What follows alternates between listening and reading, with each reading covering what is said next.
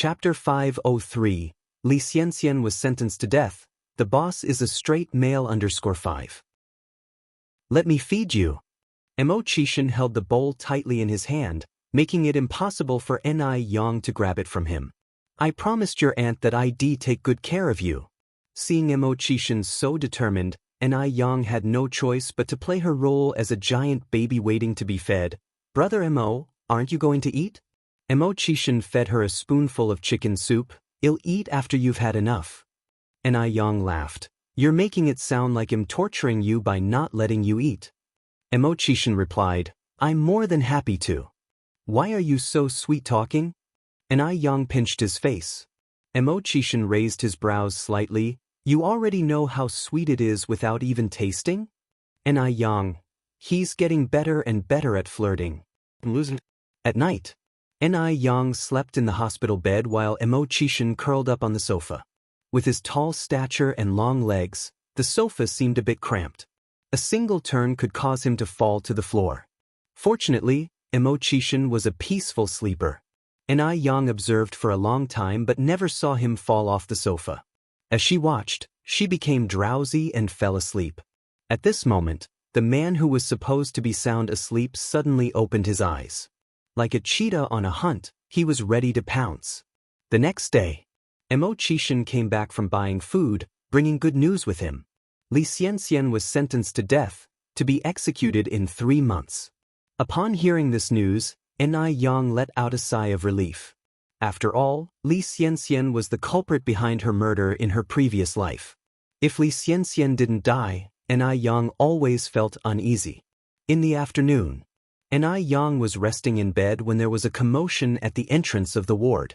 Then, the elderly Mrs. Mo, Mr. Mo, Lin Pingping, Mo Hudi, and others came in carrying bags of nutritious goodies. Because Yang had specifically asked Xianxia not to mention this to the 2 elders, they had only just found out about it. Upon hearing the news, they rushed over immediately. Yang, are you okay? Are you feeling better? Mrs. Mo asked, her eyes red with worry. Mo, I'm fine. Yang got up and did a couple of turns. As you can see, I'm full of energy. There's nothing wrong with me. Mrs. Mo grumbled. It's all that careless boy's fault. How could he not tell us anything about such a big event? Yang, you're really okay, right? Yang laughed. I'm really okay, don't worry. I was actually the one who asked Brother Mo not to tell you. Don't blame him. Mrs. Mo looked around the hospital ward. Where is little 6? Isn't he with you? This ridiculous boy, how can he be her boyfriend? He deserved a good beating. Yang replied, Brother Mo went to buy meals. He should be back soon. Only then did Mrs. Mo abandon the thought of beating up Xianxia. Lin Pingping placed the lilies she brought into a vase and then asked, Yang, what on earth happened? Yang briefly explained the situation with Xianxia. Upon hearing this, Mrs. Mo sighed in relief. Thank goodness Chuan didn't marry that woman. Otherwise, our Mo family could have been ruined by her. It's terrifying. Who could have imagined that Xianxia would do such a horrid thing? Lin Pingping also sighed. Mo Hudi looked at Yang with concern. Sister Yang, are you really okay? Were you hurt by that bad Xianxia? Although Yang was now Mo Kishan's girlfriend, her future aunt, Mo Hudi still couldn't help but call her sister Yang. Yang gave a slight smile. I'm really fine, shout I. You don't have to worry. Sister Yang. A figure rushed in from outside the door and was about to hug Yang around the waist when a figure suddenly appeared and blocked Yang behind him. Yang Guobao looked up in confusion and saw a stern-faced Xianxia. Uncle Mo6? Xianxia said, Guobao, you're a young man now.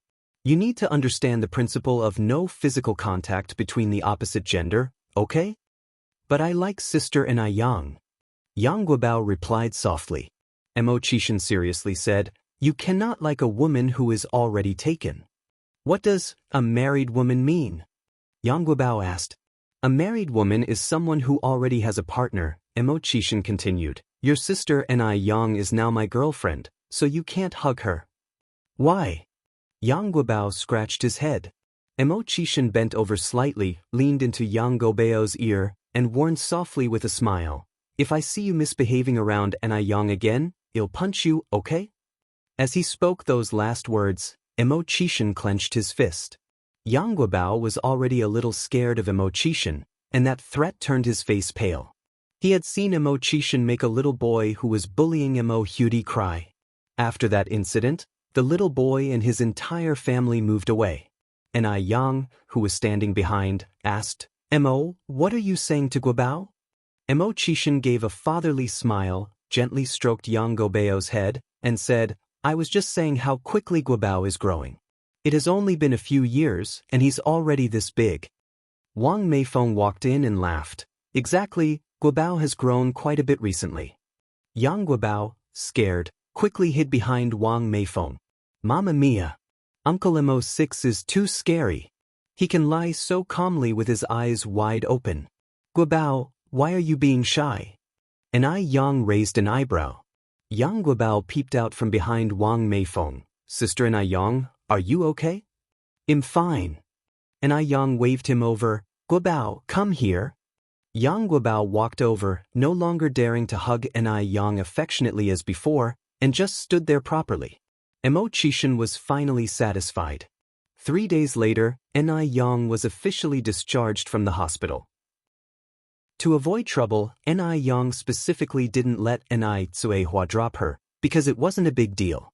Instead of riding a bicycle this time, Chishan had Wu Daming drive Yang home. "Sixth sister-in-law, congratulations on your discharge." "Thank you." The car moved rapidly, and they arrived at the family's courtyard in no time. To welcome Yang back, Cuihua had prepared a brazier at the gate. In the eyes of the older generation, the hospital is a very bad place because it's often associated with death and hence has heavy yin energy. Stepping over the brazier is considered auspicious and can turn bad luck into good luck, signifying getting away from misfortune and bringing prosperity. After stepping over the brazier, they would also take a peachwood branch dipped in water to sprinkle on the body, to dispel evil spirits. After everything was arranged, Chishan lit the firecrackers handed by Cuihua. Yang walked out from amidst the smoke, laughing, "Mom, it's just a discharge, you don't need to make such a fuss." Cuihua replied, "Although you seem to have only suffered a minor injury this time, if you had been a bit unluckier, I might not have seen you again. We need to ward off evil and drive away all the bad luck, so you will be safe and everything will go smoothly in the future." It was only recently that Cuihua found out that Xianxia had been carrying a 40 centimeters long fruit knife that day. If the knife had gone in a little deeper, would she still be able to see Yang? Just thinking about it frightened Cuihua. Tweet! A black bird flew from the osmanthus tree in the yard to Yang's shoulder. "Duo duo." Yang stroked its little head. Duo duo affectionately nuzzled Yang's palm. Then, Cuihua came to her senses and invited Chishan and Wu Daming in. "Xiao Xiao Wu, come in and sit." The two of them followed Cuihua inside. Chishan had visited the family many times and had already considered himself as part of the family. He began pouring tea for Wu Daming. Wu Daming was pleasantly surprised. "Thank you, Brother 6. Chapter 504, Boss, where is your obsessive cleanliness? You look a lot like Mrs. Zhang when she was young _1. Wu Daming has been following Chishan for such a long time, but he had never seen Chishan so humble before. Except when he encountered Yang. Wu Daming picked up his cup and took a sip of tea. His heart was filled with emotions. Cuihua brought a dish of green apples and sunflower seeds to him. "Xiao, here are some apples and seeds for you. Please help yourself." "Thank you, Auntie." Wu Daming immediately put down his tea and expressed his gratitude. Cuihua continued, "Xiaoma, let Xiaowu have some food. He's too shy to eat." "Sure, Auntie." Chishan nodded and handed a green apple to Wu Daming. The moment Yang returned home, she went to her room to check. After staying 5 days in the hospital, she found her room very tidy and completely dust-free, thanks to Cuihua's cleaning. A white June snow tree peeked in from the window, releasing a light fragrance. Underneath the window lay a desk with a pile of thick books and an old-style military green lamp on the left. Next to it was a pen holder filled with all sorts of blue and black pens and fountain pens. Next to it was a very large wardrobe with a full-length mirror mounted on the door. The arrangement was simple but exuding a heartwarming appeal. Home is always the most comfortable place, Xianxia sighed, closing her eyes and taking a deep breath of the surrounding air.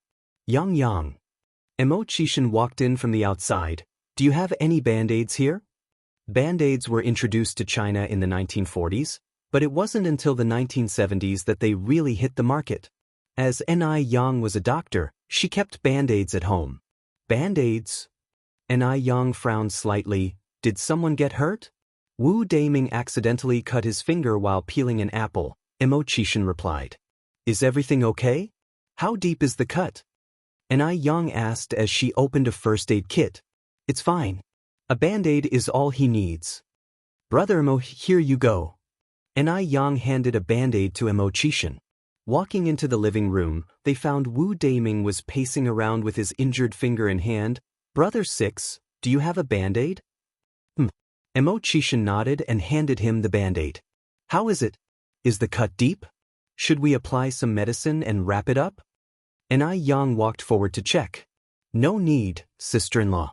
It's just a scratch. Wu Daming replied while applying the band-aid.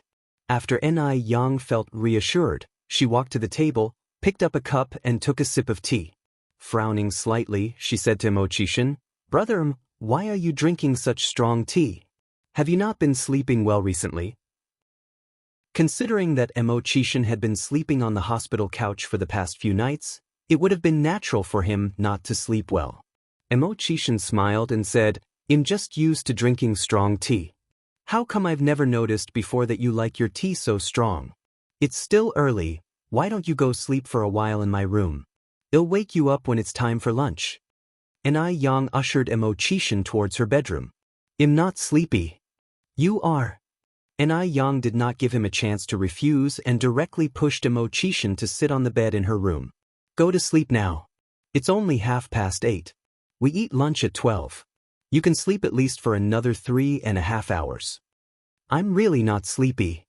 Xianxia laughed helplessly. Just go to sleep. Xianxia pressed down his shoulder. She was about to take off his shoes, but Xianxia immediately sat up and said, Yang, I said I'd go to sleep. I can take off my shoes myself. Xianxia said and started taking off his shoes. Xianxia pulled up the light cover and placed it on him. I'm leaving now. I'll call you for lunch. Okay. Xianxia nodded. Xianxia's bed was different from the imported Simmons-style beds. Her bed was a carved frame bed with a top and 4 posts. The bed seemed like a small house. The frame was made of mahogany and was carved with simple patterns, which made it look exceptionally secure. Underneath the bed sheet was a layer of dry straw.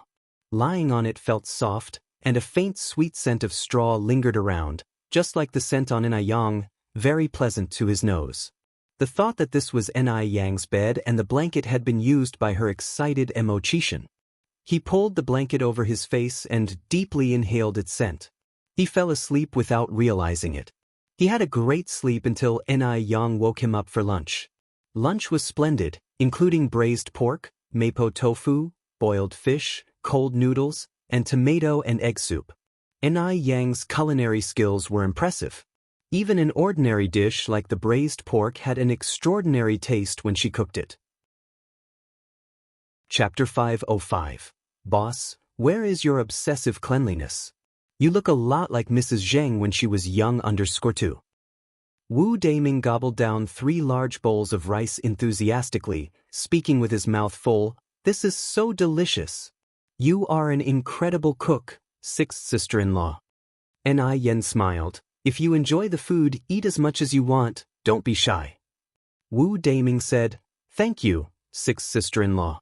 Xianxia picked a piece of braised pork with her chopsticks, bit off and swallowed the lean part, then casually tossed the fatty piece into Xianxia's bowl. Xianxia immediately ate the piece she had discarded. Wu Daming was left speechless at this sight. He originally assumed Xianxia would toss the piece aside. Unexpectedly, not only did Xianxia eat it readily, He appeared to enjoy it immensely. How extraordinary was that? Did Qishan not have a cleanliness obsession? When did his aversion to unclean items get resolved? At this point, Wu Daming looked utterly bewildered. Upon noticing his reaction, the curious Yen looked up and asked, "Wu Daming, is something wrong? Are you feeling unwell?" "No, not at all." Wu Daming shook his head vigorously, then dismissively said, "I'm just feeling too full." "Pathetic," muttered Mo Qishan. "Wu Daming, if you're so dignified, why are you eating your wife's leftovers?" After they had finished eating, Yen saw off Mo Qishan and Wu Daming. Wu Daming very prudently walked up ahead, allowing Yen and Mo Qishan to linger behind. Yen said, "Brother Mo, come to my house for lunch the day after tomorrow." Mo Qishan nodded, "Okay." Soon, they reached the village entrance, where the black luxury car was parked beneath the large banyan tree. At first, when a luxury car was parked at the village entrance, the villagers were very curious and even crowded around to have a look. After all, cars were a rare commodity during that era. However, as the car made more frequent appearances, the villagers became accustomed to the sight. Time flew quickly and little Yun's birthday was only 1 day away. Yen planned to celebrate little Yun's birthday wholeheartedly, so she started preparing the birthday cake today. Actually, there were already cake shops in Beijing at this time, but the custom-made designs all looked the same. Either it would be a big immortal peach or an old-fashioned flower, and they were all made with food coloring and cream, so it wasn't healthy. Hence, Yen decided to hand-make a cake. Yen is a person of strong execution. She immediately rolled up her sleeves and got to work in the kitchen. The first step in making a cake is kneading the flour. Mix eggs and milk into the flour, add yeast to knead it into dough, let it ferment naturally for about 5 hours, and it's ready for baking. Even though Yen didn't have an oven, she had a bread kiln. As long as the temperature was well controlled, the bread kiln could also be used to bake cakes. After kneading the dough, Yen started making the cream. Making cream at home is simple. All you need is eggs, milk, edible oil, and granulated sugar. First, separate the egg whites, put them in a bowl and stir in the same direction. When more foam is stirred, add milk, edible oil, and granulated sugar to continue stirring for more than 20 minutes, letting the liquid in the bowl become a thick paste, and the cream is done. After Yen finished making the cream, she stored it in the refrigerator. By now, their home was equipped with all the 4 major appliances. These 4 major appliances are TV, refrigerator, air conditioner, washing machine. There was no air conditioner at this time, so it was replaced by a window unit. Mo Qishan gave these 4 major appliances when the roof beam was put up. Currently, only the refrigerator was being used. Both the refrigerator and the window air conditioner were installed in the new house. Yen planned to move into the new house in another month. After lunch, Yen took a plastic bucket and went to the creek at the foot of the mountain. This creek maintained water flow all year round. Even in the dry season, when all the rivers dried up, the creek remained unchanged. In an era where there was no pollution from factories, the creek water was crystal clear. You could see the rainbow fish and small fish swimming around. Such a scene was only visible in the 80s and 90s. As factories popped up in later years, all the streams turned into drain ditches.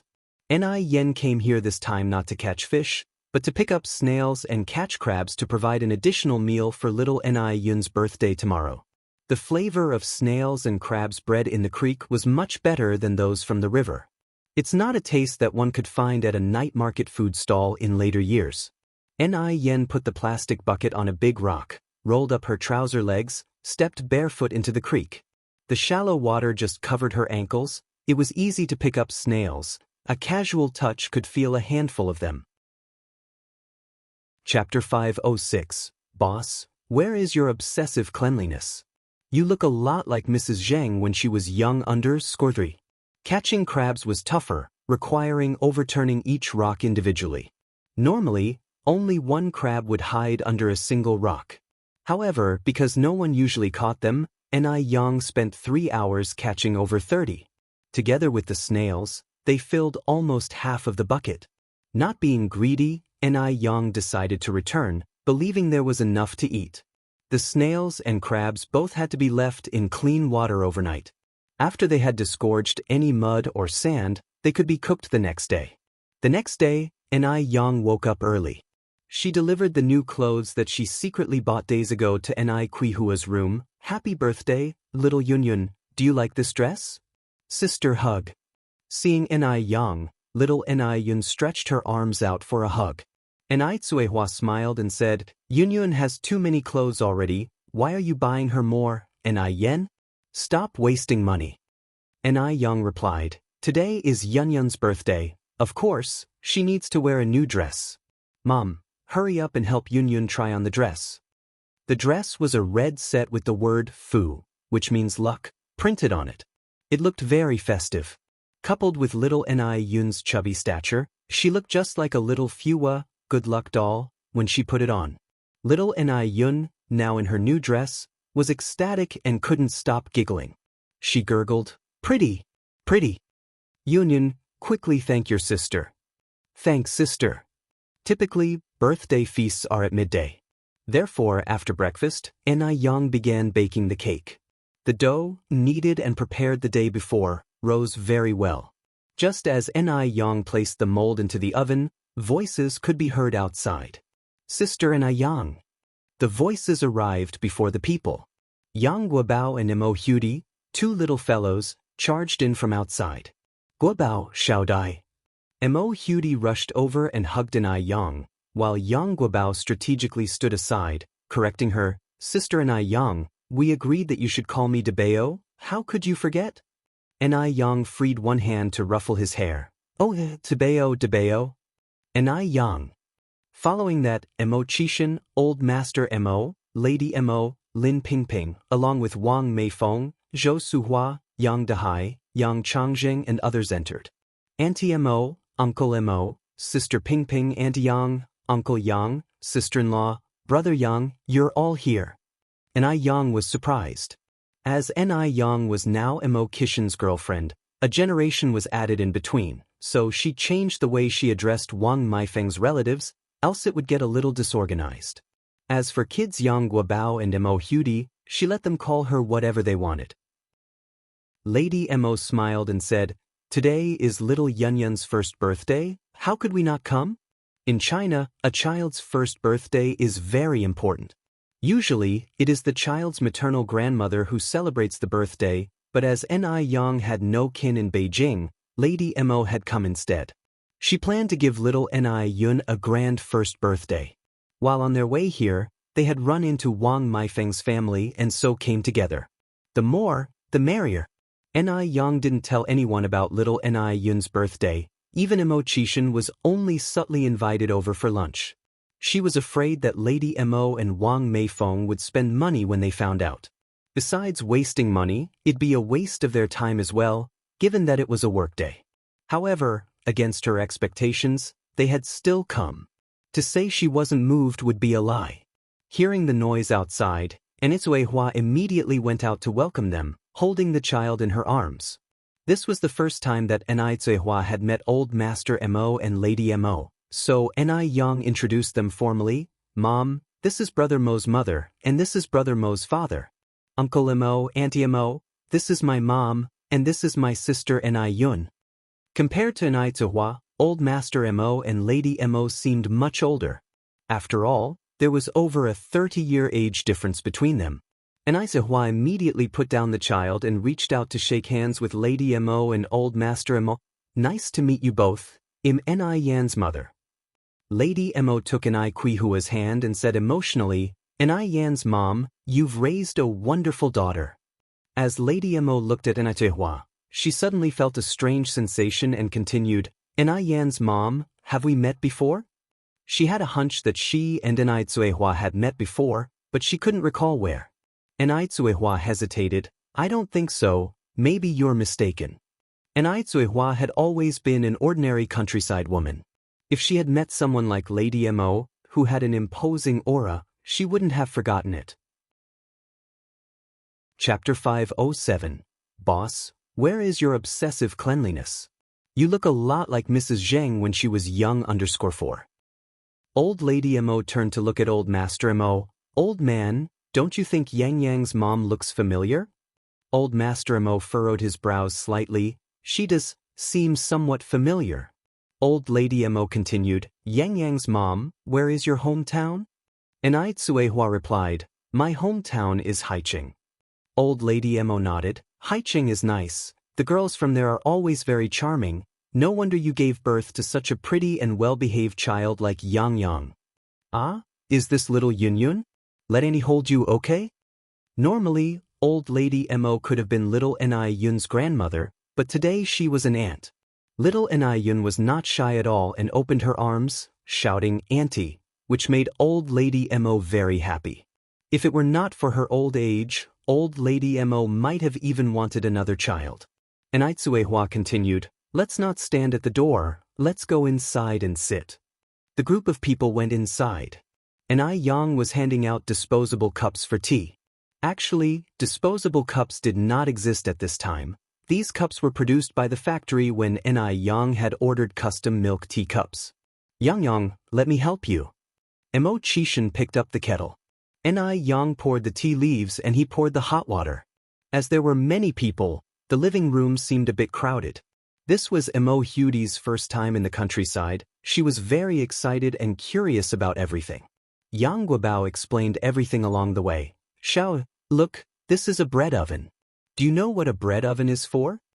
I don't know. Mo Hudi shook her head. Yang Guobao said, Xiao Dai, you're really silly. You're a writer. A bread oven, as the name implies, is for making bread. And let me tell you, Sister Ni Yang and I made this bread oven by hand. Look here, this is where Sister Ni Yang and I wrote our names in our own handwriting. Wow, really? Mo Hudi looked admiringly at it. She also wanted to build a bread oven with Sister Ni Yang. Yang Guobao went on, I have many good friends in the village too. Come on, Xiao Dai, I'll introduce you to my good friends. Okay. Mo Hudi happily followed Yang Guobao's footsteps. Yang Guobao took Mo Hudi to the secret base where everyone often played together. Xiaohua, Penghu, Guochang, Xiaoshuan, Zhuzi Yuelyang, let me introduce you. This is my good friend Mo Hudi, you can call her Xiao Dai. The village children all greeted Mo Hudi in a friendly manner. After hellos, Yang Guobao suddenly realized something was amiss. Scratching his head he said, Hey, where's Gooden? Gooden is at home doing homework. Penghu replied. Yang Guobao exclaimed in surprise, Gooden is being diligent today. Penghu chuckled. His father beat him. No wonder. Yang Guobao continued, you guys play first, I'm going to take Xiao Dai to find Gooden. As Yang Guobao led Mo Hudi in the direction of Gooden's home, he introduced her, Xiao Dai, Gooden is my best brother. We are both boys of the dog generation. Oh. Mo Hudi nodded. In a short while, they reached Gooden's house. Gooden. Gooden. Yang Guobao stood outside and shouted. Soon, Gooden came out running gleefully, cheering happily, Debeo, you're here. The two brothers warmly embraced each other. Gooden, let me introduce you. This is my good friend Mo Hudi, you can call her Xiao Dai. Xiao Dai, this is Gooden. Hi Gooden. Xiao Dai. The bond between children is quite simple and pure, without much calculation. In no time, Mo Hudi had joined in the play, even learning how to mold clay into people and houses. For the first time in her life, Mo Hudi discovered that there were things more fun than writing. This feeling was awesome. Ni family home. Ni Yang was busy in the kitchen, with Mo Chishan helping on the side. Ni Zihua was taking care of the children while entertaining the guests. Originally, Lin Pingping and Wang Meifeng wanted to help in the kitchen, but seeing how well Ni Yang and Mo Chishan were working together, they quietly left. A couple getting along so well, if they had stayed, they would have become third wheels. For lunch, Ni Yang prepared 4 cold dishes, 3 stir-fries, a soup, and a huge pot of grilled fish. Because there were many people, if only stir-fried dishes were made, by the time each dish was fried and brought to the table, they would already be cold and tasteless. Chapter 508, Boss, where is your obsessive cleanliness? You look a lot like Mrs. Zheng when she was young _5. A pot of grilled fish with all the side dishes, delicious and convenient. The cold dish was sour and spicy ear mushrooms, pickled chicken feet, then smashed cucumber and spinach mixed with vermicelli. The stir-fried dishes were spicy crab, spicy fried river snails, and sautéed green beans with river prawns. Then, a winter melon and kelp pork rib soup. Eating more kelp and winter melon in the summer is said to have slimming and whitening benefits. After preparing all the dishes, Yang stewed the grilled fish with sides in the pot. Then she began making the cake. The cake base from the bakery oven was beautiful, golden and fragrant, making one's mouth water. Qishan exclaimed in surprise, Yang, are you making your own birthday cake? Yang nodded her head, cutting a piece of the cake and stuffing it into Qishan's mouth. Brother taste if it's good or not. The bite was soft, with a strong milky fragrance. It was fluffy and melted in the mouth. It was sweet, but not too rich, incomparably more delicious than the ones sold outside. Delicious. Qishan nodded his head. That's good. Yang took out cream, fruits, and cocoa sauce to start decorating the cake. Yang had baked 4 cake bases, intending to share with the village children. That meant she was making a 4-layered cake. She spread cream and cocoa sauce evenly on each layer, then topped with diced mango and strawberries. On the top layer, she decorated it with cute little cherries, before writing "Happy Birthday" with strawberry sauce. And just like that, a gorgeous birthday cake was completed. Simple, beautiful, and still delicious. After making the cake, she put it in the kitchen, planning to have it after lunch and then blow the candles on the cake. 1 table wasn't enough for everyone at noon, so Yang combined 2 tables into 1. Everyone chatted while eating, happy and content. After the meal, Yang and Qishan carefully moved the cake to the center of the table. Wow, such a beautiful cake. Yang, I heard from Lao Lu that you made this cake yourself? Yang nodded, yes, that's right. Yang, you are simply capable of everything. Lin Pingping exclaimed. Before meeting Yang, Lin Pingping never knew a girl could be so strong. Yang changed her perception of women and allowed her to see herself properly. If it weren't for Yang, she wouldn't be where she is today. Yang smiled and replied, Sister Pingping, it's just a cake. It isn't as exaggerated as you're saying. Old Mrs. Mo looked at Yang, love overflowing in her eyes. How could such a good girl fall into her dog son's hands? She was somewhat reluctant to let Yang marry Qishan. Because little Yun was so young, everyone helped to blow out the candles in the end. When the cake was being cut, Yang purposely asked Yang Guobao to bring the other children from the village over. In an era like this, a cake is a rare delicacy. Normally, when a child's birthday comes around, they'd be lucky to have a hard-boiled egg. Whoever heard of having a cake? Some children were seeing cake for the first time. When each child received a piece of cake, they were all very happy and thanked Yang politely. The fondness in the children's eyes for Yang was not feigned. Old Mr. and Mrs. Mo were very surprised. They never thought that Yang could be so popular in the village and so loving. Though there were many people, thankfully the cake was big enough for everyone to get a large slice. Old Mrs. Mo chuckled, "This is my first time tasting such a delicious cake." This comment wasn't about complimenting Yang. Yang was a good baker, her cake was not too sweet or greasy, and there were fruits sandwiched in the middle. It tasted uniquely delicious, something one could not find in any cake shops of that era. The rest of them nodded in agreement. Even Wang Meifeng, who usually doesn't have a sweet tooth, ate a whole piece. They stayed at the Ni families until dusk before returning home. That night, Old Lady Mo and Old Man Mo sat on the bed chatting. "Old man, Yang's mom is really a good person, and she's beautiful. It's a pity that she became a widow at such a young age." As a woman, Old Lady Mo knew how difficult it was to be a single mother. Old Man Mo put down his newspaper. "You want to play matchmaker again?" Old Lady Mo laughed. "You guessed it right. What do you think of Dehui?" Old Man Mo hesitated for a while, then said, "Dehui is a man of good character, his family background is decent, and he is a university professor. Indeed, he's quite a catch." but I don't know if he would be interested in Yang Yang's mom. After all, Shangguan Dihui's qualifications were clear for all to see, and being from a wealthy family, Old Man Mo's concerns were not without reason. Now it was Old Lady Mo's turn to be displeased. What's this? Shangguan Dihui isn't good enough for Yang Yang's mom? Yang Yang's mom is attractive, has a great figure, is educated.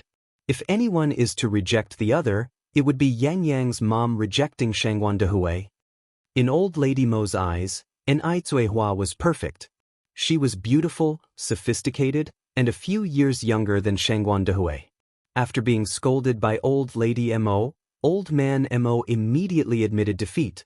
Yes, yes, yes, you are always right. Indeed I am. Old Lady Mo tossed back the covers and got off the bed. I'm calling Mrs. Lin right now. The Mrs. Lin that Old Lady Mo mentioned was a publicly recognized matchmaker in their circle. She loved matchmaking in her spare time. Not long after, Old Lady Mo returned looking dejected. Old Man Mo looked up. What happened? What did Mrs. Lin say? Old Lady Mo sighed. We were too late. Mrs. Lin has already introduced her niece to Dihui. Apparently, they both left good impressions on each other and are about to meet their parents to get engaged. Really? What a coincidence. Old Man Mo was a bit surprised. Precisely. Old Lady Mo continued. You know, Sufan has been gone for so many years, and Dihui never thought about finding a new wife. But why did he suddenly decide to marry now? Could it be that he found Daya? Old Lady Mo had a good relationship with Old Lady Shangguan, so she knew about Daya. Old Man Mo shook his head. I don't think so. Didn't you say Mrs. Lin introduced her niece to Dihui? How could their niece become Daya? Let's change the subject. You'll find a good match for Yang Yang's mom one day. Old Lady Mo continued. Oh, old man, have you noticed that Yang Yang's mom looks like someone? Who? Old Man Mo asked without lifting his head. Like Aching. Old Lady Mo said. Aching is the childhood name of Mrs. Zheng. Old Man Mo frowned. Old Lady Mo went on. Don't you think that the more you look at Yang Yang's mom, the more she looks like Aching when she was young? Old Lady Mo and Mrs. Zheng were like sisters. They grew up together. Now that Mrs. Zheng was old and didn't look like her young self anymore, only Old Lady Mo knew that Ai Cuihua resembled Mrs. Zheng in her youth. Upon hearing this, Old Man Mo slowly became serious. Yes, she does look somewhat like her. Could it be possible that Yang Yang's mom is Tingting? Old Lady Mo questioned. I guess not, Old Man Mo muttered. By the way, where did Yang Yang's mom say she was from this morning? Haiqing. Old Lady Mo remembered clearly. Haiqing is thousands of kilometers away from where Tingting was lost. It seems unlikely. 30 years ago, when transportation was underdeveloped, it would take several months to cover a distance of a few thousand kilometers. Chapter 509. Training Class. Mrs. Shangguan exposes the true faces of Lin Fang and her mother _1. Madame Mo said, So, I also found it strange, Yang Yang's mom looks a lot like Aching, but the location doesn't match. How could a 3-year-old child travel thousands of kilometers alone? It wasn't likely for human traffickers either, because in those times, there were abandoned baby girls everywhere, so why would traffickers steal a baby girl? If they were going to steal, they should steal a baby boy. Did you ask how old Yang Yang's mom is today? The old master Mo continued. No, I didn't, said Madame. I'll go ask Lulu. Having said that, Madame Mo turned around and walked towards Mo Kishin's room. Lulu. Madame Mo knocked on the door. Mom. It took a while before Mo Kishin finally opened the door. Lulu, I want to ask you something. Madame Mo spoke while walking in. Go ahead. Mo Kishin pulled out a chair for Madame Mo to sit down. How old is your mother-in-law this year? Madame Mo asked straight away. Why do you ask this? Mo Kishin wondered. Madame Mo said, Well, I've been thinking about introducing a match for your mother-in-law. Introduce a match? Mo Kishin looked at Madame Mo with a strange expression. He now had a little aunt who was still breastfeeding. Would they create a little uncle for him too? She was 36 last year, so she's 37 now. Mo Chishan poured a cup of tea for Madame Mo 37.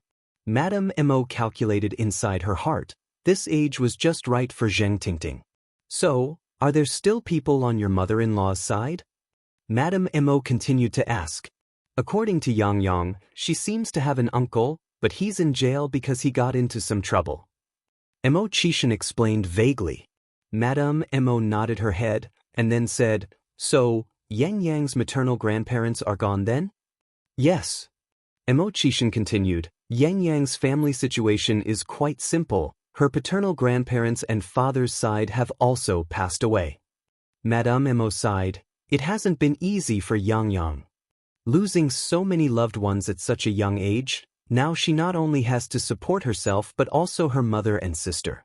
Most importantly, she was still able to make life so prosperous. Not all girls have such a bold spirit. Having said that, Madame Mo added, Lu, you must treat Yang Yang well in the future. You are not allowed to bully her, okay? Madame Mo didn't know how many times she had said this. Mo Chishan nodded and smiled. Don't worry, I know. Well then, I won't disturb your sleep anymore. I'm going back. Madame Mo turned around and went towards the door. Mo Chishan saw her off. Mom, wait a minute. What is it? Madame Mo turned back.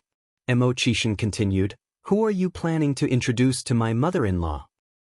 Madame Mo said, I originally wanted to introduce Dehui to her, but Mrs. Lu said Dehui is about to get engaged to her niece. I'm still scouting someone. Oh. Mo Chishan nodded. After Madame Mo returned to her room, the old master Mo immediately asked, How is it?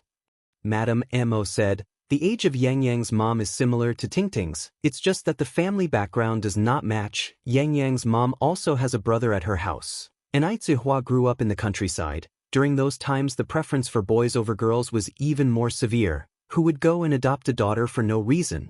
Maybe a family that was unable to bear children would.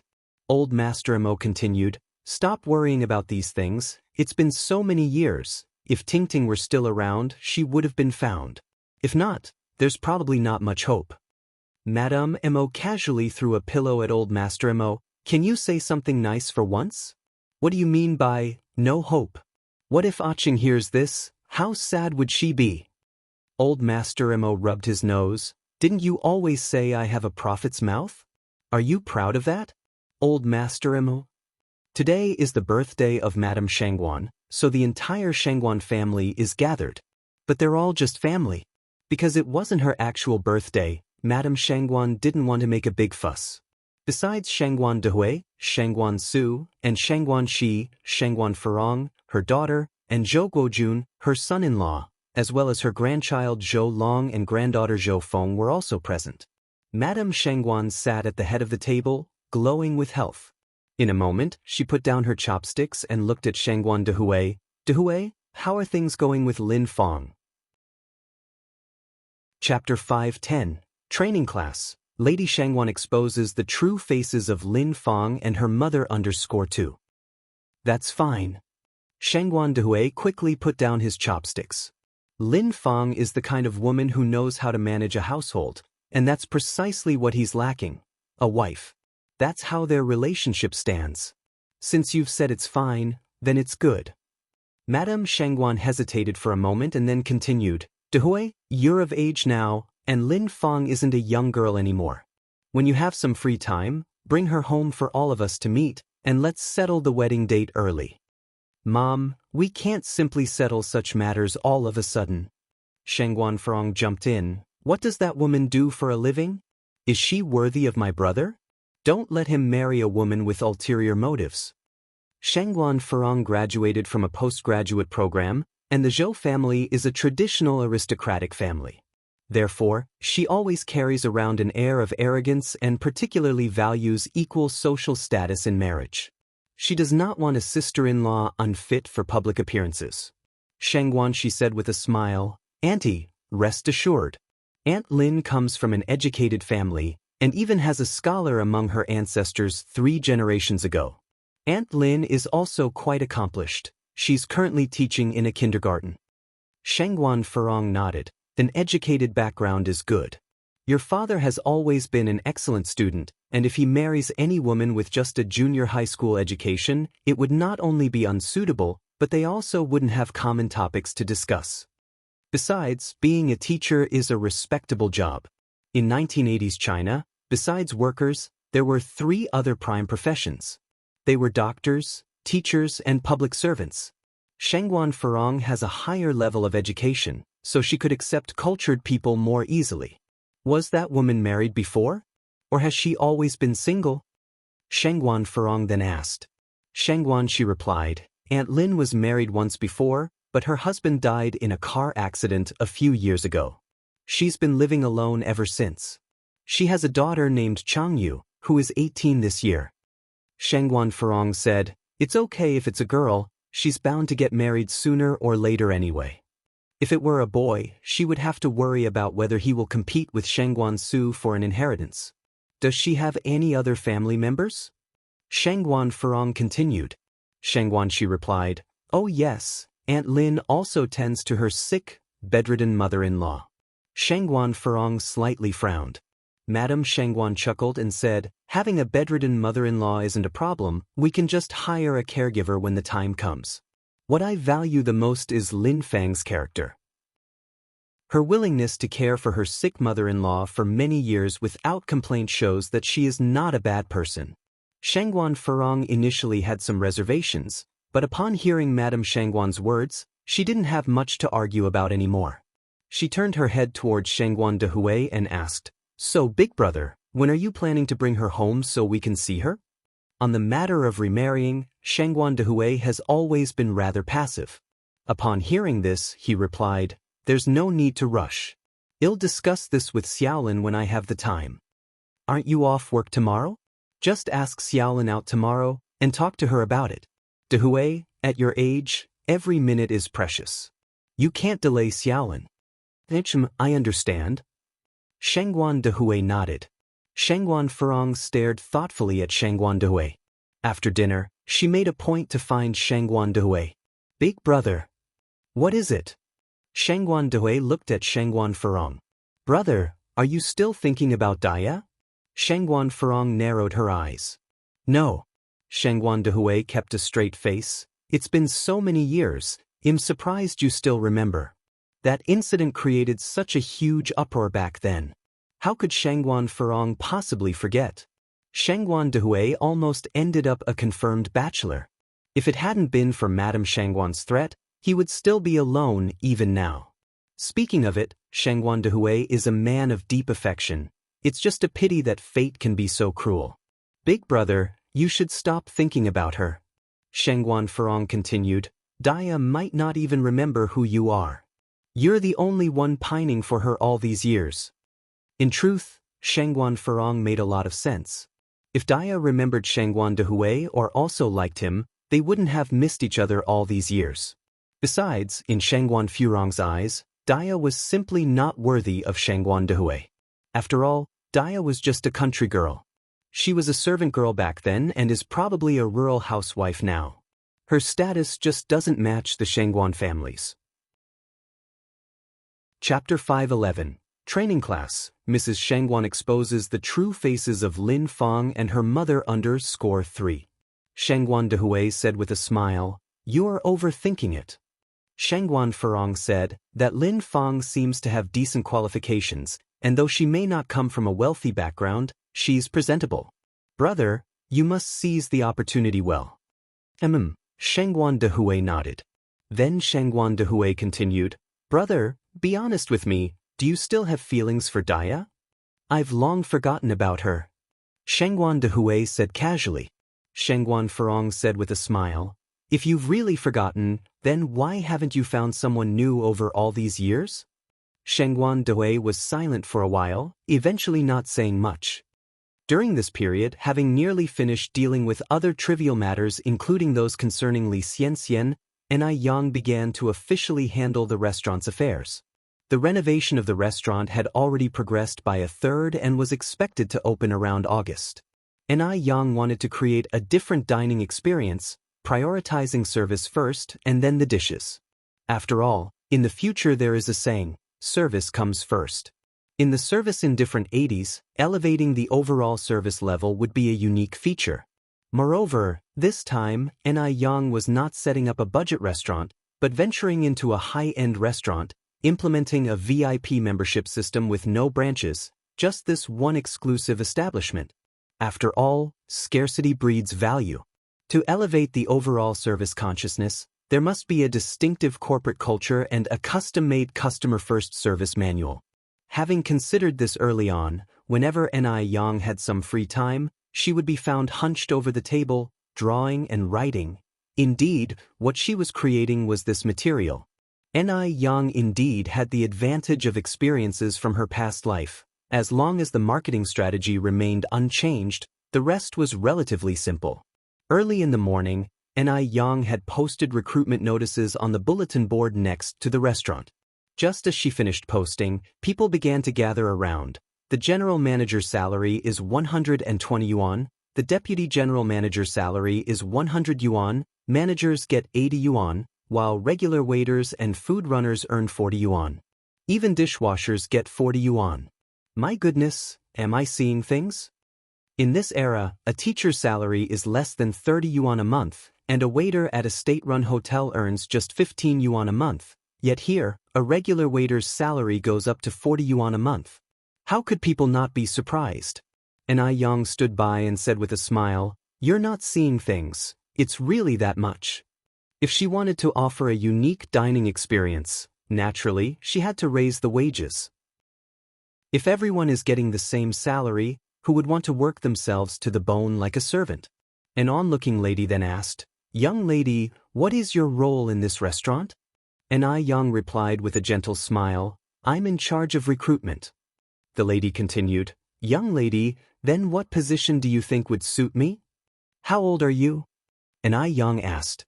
"I'm 41 this year," the lady answered. Being 41 certainly wouldn't work for a front house position. Ni Yang said, "You could consider working in logistics." "What do logistics involve?" asked the curious lady. "That would be cleaning and dishwashing," Ni Yang explained. The lady nodded. "That could work. I might not be good at other things, but am good at washing dishes." In this era, private enterprises are scarce, and it's tough to get into state-owned units without connections, even for a dishwashing job. The lady didn't expect that she could earn 40 yuan a month just washing dishes. It was almost like found money. Ni Yang handed the lady a form and a pen. "If you are interested, please fill this out, and join us the day after tomorrow morning for a medical checkup at the hospital to get a health certificate. The day after that, you can start the pre-employment training." Since Ni Yang was in the catering industry, health was very important. "A medical checkup?" The lady was stunned. "Young lady, this isn't some sort of trick to get me to do a health check, is it? A full body checkup costs a yuan." Ni Yang said with a laugh, "The cost will be covered by our restaurant. You won't need to pay a penny." "Really?" The lady was a bit skeptical. "Really?" Ni Yang nodded. "That's better," continued the lady. "So what's this training about? Is there a salary during the training period?" "The training period lasts a month, and the salary will be paid as usual." "Really?" The lady was somewhat incredulous. "Is there really such a great deal in the world?" Ni Yang smiled faintly and countered, "First, we aren't asking you for any money, and second, we don't want anything from you. What do you think I could deceive you out of? Besides, do you think Beijing's police would let me openly deceive people here?" Chapter 512. Training Class. Lady Shangguan exposes the true faces of Lin Fang and her mother _4. Joking aside, the police in Beijing are not to be trifled with. It's an era of severe crackdown. Who would dare to scam like this? Unless they want to serve a heavy sentence. After Ni Yang explained this, the old lady immediately dropped her guard and began filling out the form. Seeing how quickly the old lady filled out the form, the second and third applicants approached quickly. They were a mix of men and women, young and old, all applying for waitering, food delivering, and logistic positions. There were no applicants for the positions of general manager, deputy manager, and manager. However, Ni Yang was not shocked. After all, these positions required experience and a certain level of education. Also, it was only the first day of advertisement. Many people were still not aware of this opportunity. She believed there would definitely be inquiries tomorrow. In the evening, Yang took a detour to Walt Road on her way home and bought some meat, vegetables, and pastries to take along. Although they had received the 10,000 yuan from Xianxia, Zhou Tianbao had not moved from his place. He was illiterate and could only earn a living as a laborer. However, the income from this work was barely enough to feed him, so he had to save the money for Fua's future wedding. As for education, he had already given up on the hope of Fua going to school. As long as Fua could grow up safely, get married, and pass down the Zhou family line, he would be satisfied. Sister Yang. Seeing Yang, Fua ran over enthusiastically and hugged Yang. Fua, there is mud on your hands, don't dirty Sister Yang's clothes. Zhou Tianbao followed behind. Hearing this, Fua immediately let go of Yang. Yang smiled and said, "It's okay, it's okay. Fua, these are presents for you and your dad. Are you happy?" Yang handed the bag in her hand to Fua. Fua hesitated and did not accept it right away, because his father had told him that Sister Yang had already done a lot for them. They couldn't always be asking for more. "Take it." Zhou Tianbao said, "Miss you don't need to bring something every time you come. You've already helped our family a lot." Yang said, "It's just a small token of appreciation, not a big deal. Please let Fua accept it." Zhou Tianbao didn't know what to say. He was really moved. "Miss you are really a good person." Yang was not only a good person, but also a blessing to their family. Ever since they met Yang, his health had improved greatly, Sun Dalian had been found, and they had even unexpectedly received 10,000 yuan.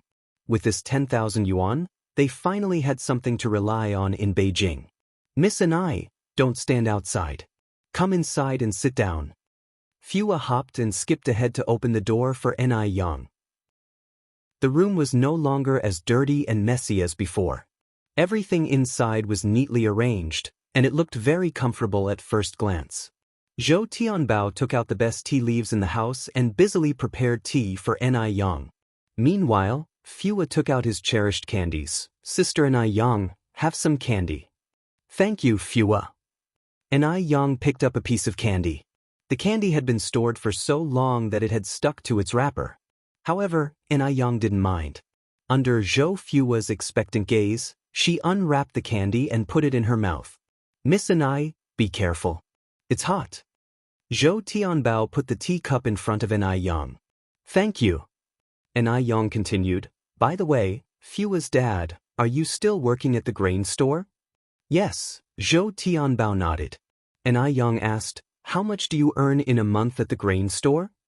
Zhou Tianbao answered, "The grain store pays daily, 3 cents a day." 3 cents a day. Although she knew that the wages of laborers were low at that time, Yang didn't expect that carrying grain, such a strenuous task, only paid 3 cents a day. That meant he only made 9 yuan a month, barely enough to get by. "Have you thought about changing jobs?" Yang asked. After all, Fua is growing up, and he will need to attend primary school, middle school, high school, and university. Clearly, his current wage wasn't going to be enough for that. Only the wealthy could afford preschool in this era, so Yang didn't mention it.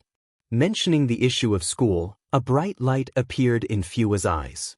Zhou Tianbao smiled bitterly. "I don't have an education, and I can't read. I can't find a better job. Even the job at the grain store cost me 3 yuan to get. I've thought about it, I won't let Fua go to school anymore. I have 10,000 yuan here. When Fua grows up, I'll take him back to the countryside, buy a house, and find a wife for him." Chapter 5:13. Training Class. Mrs. Shangguan exposes the true faces of Lin Fang and her mother. _5. The poor have their own way of living, as do the rich. Although it is impossible to find work without an education, it is still possible to return to the hometown and farm the land. Upon hearing this, Fua's eyes gradually darkened. He does not want to grow up to be like his father, but he is powerless to change the status quo. Yang said, "It's unacceptable not to let Fua go to school. I have a decent job here, would you like to try?" "What job?" Zhou Tianbao asked. Warehouse manager, Ni Yang replied. What is a warehouse manager? Zhou Tianbao asked, somewhat puzzled. Ni Yang explained to him what a warehouse manager was. Ni Yang wanted to expand the restaurant, and a warehouse manager is definitely indispensable. Although the warehouse manager may seem like a minor role, it is actually very important as it manages the vital point of a restaurant. Ni Yang wouldn't trust anyone else with this position, but she could do so with Zhou Tianbao without hesitation. Zhou Tianbao is grateful and is not the same kind of person as Xianxia. Upon hearing this, Zhou Tianbao hesitated. I'm afraid I can't handle it. I can't read. What if I cause trouble for Ni Yang who trusts me so much? Ni Yang smiled and said, the warehouse manager checks the goods and equipment incoming and outgoing from the warehouse, keeps records, and distributes the goods. It's enough if you can make sure the accounts are correct. You don't need to recognize too many characters. I'm not asking you to start working right away. There's still over a month of training. Zhou Tianbao was somewhat lacking in self-confidence.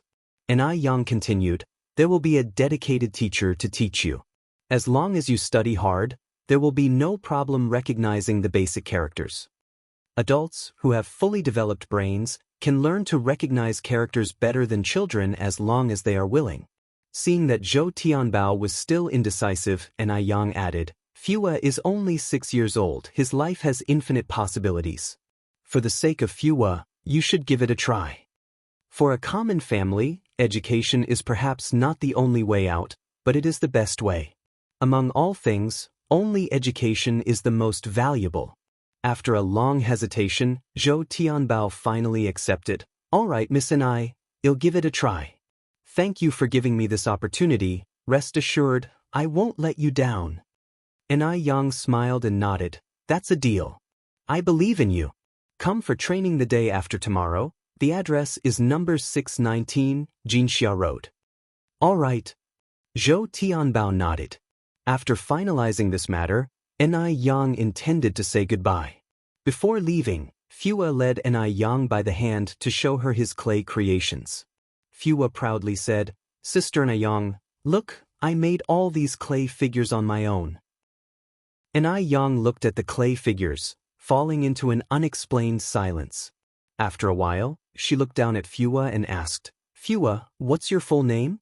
Fua replied, My full name is Zhou Fua. Zhou Fua. Ni Yang had originally thought Fua was just a nickname, but she never expected Fua to be his real name. Zhou Fua indeed. The later famous, large-scale jewelry brand that spread across the north and south was called Zhou Fua. Looking at how Fua was making clay figures, Ni Yang was almost certain that Fua was the future founder of Zhou Fua Jewelry. The future jewelry magnate was different, even in the way he played with clay. Ni Yang continued, Fua, could you tell me what these figures you've made are? Ni Yang didn't expect to meet a future jewelry magnate. The feeling was quite mystical. Fua said, This is a ring, this is a bracelet, this is a gem necklace. Sister Ni Yang, when I grow up, I will definitely buy these things and give them to you. Ni Yang was surprised and said, Really? Really? Fua nodded seriously. Not only these things, but he also wanted to give Sister Ni Yang all the best things in the world. Ni Yang smiled and said, Then I should thank you in advance. Fua said shyly, You're welcome. The next day, Ni Yang continued to recruit in front of the restaurant. As she predicted, the number of people who came to interview for the positions of general manager, deputy general manager, and manager increased on this day. After all, the salaries that she offered were relatively high. Under the attractive salaries, all positions were filled by the afternoon of the very same day. With the addition of the front of the house, the kitchen, logistics, and the managers, a total of 150 people were recruited. The restaurant has 3 floors in total, covering an area close to 2,000 square meters. It really wasn't too many to have 150 employees. Chapter 514, Training Class. Mrs. Shengguan exposes the true faces of Lin Fang and her mother _6. It's still in the development phase now. It's fine to keep recruiting if it gets too busy later on. The next morning, Ni Yin arranged for 3 buses to take everyone to the hospital for physical examinations. There were a lot of people, so Yin didn't return home until late in the evening.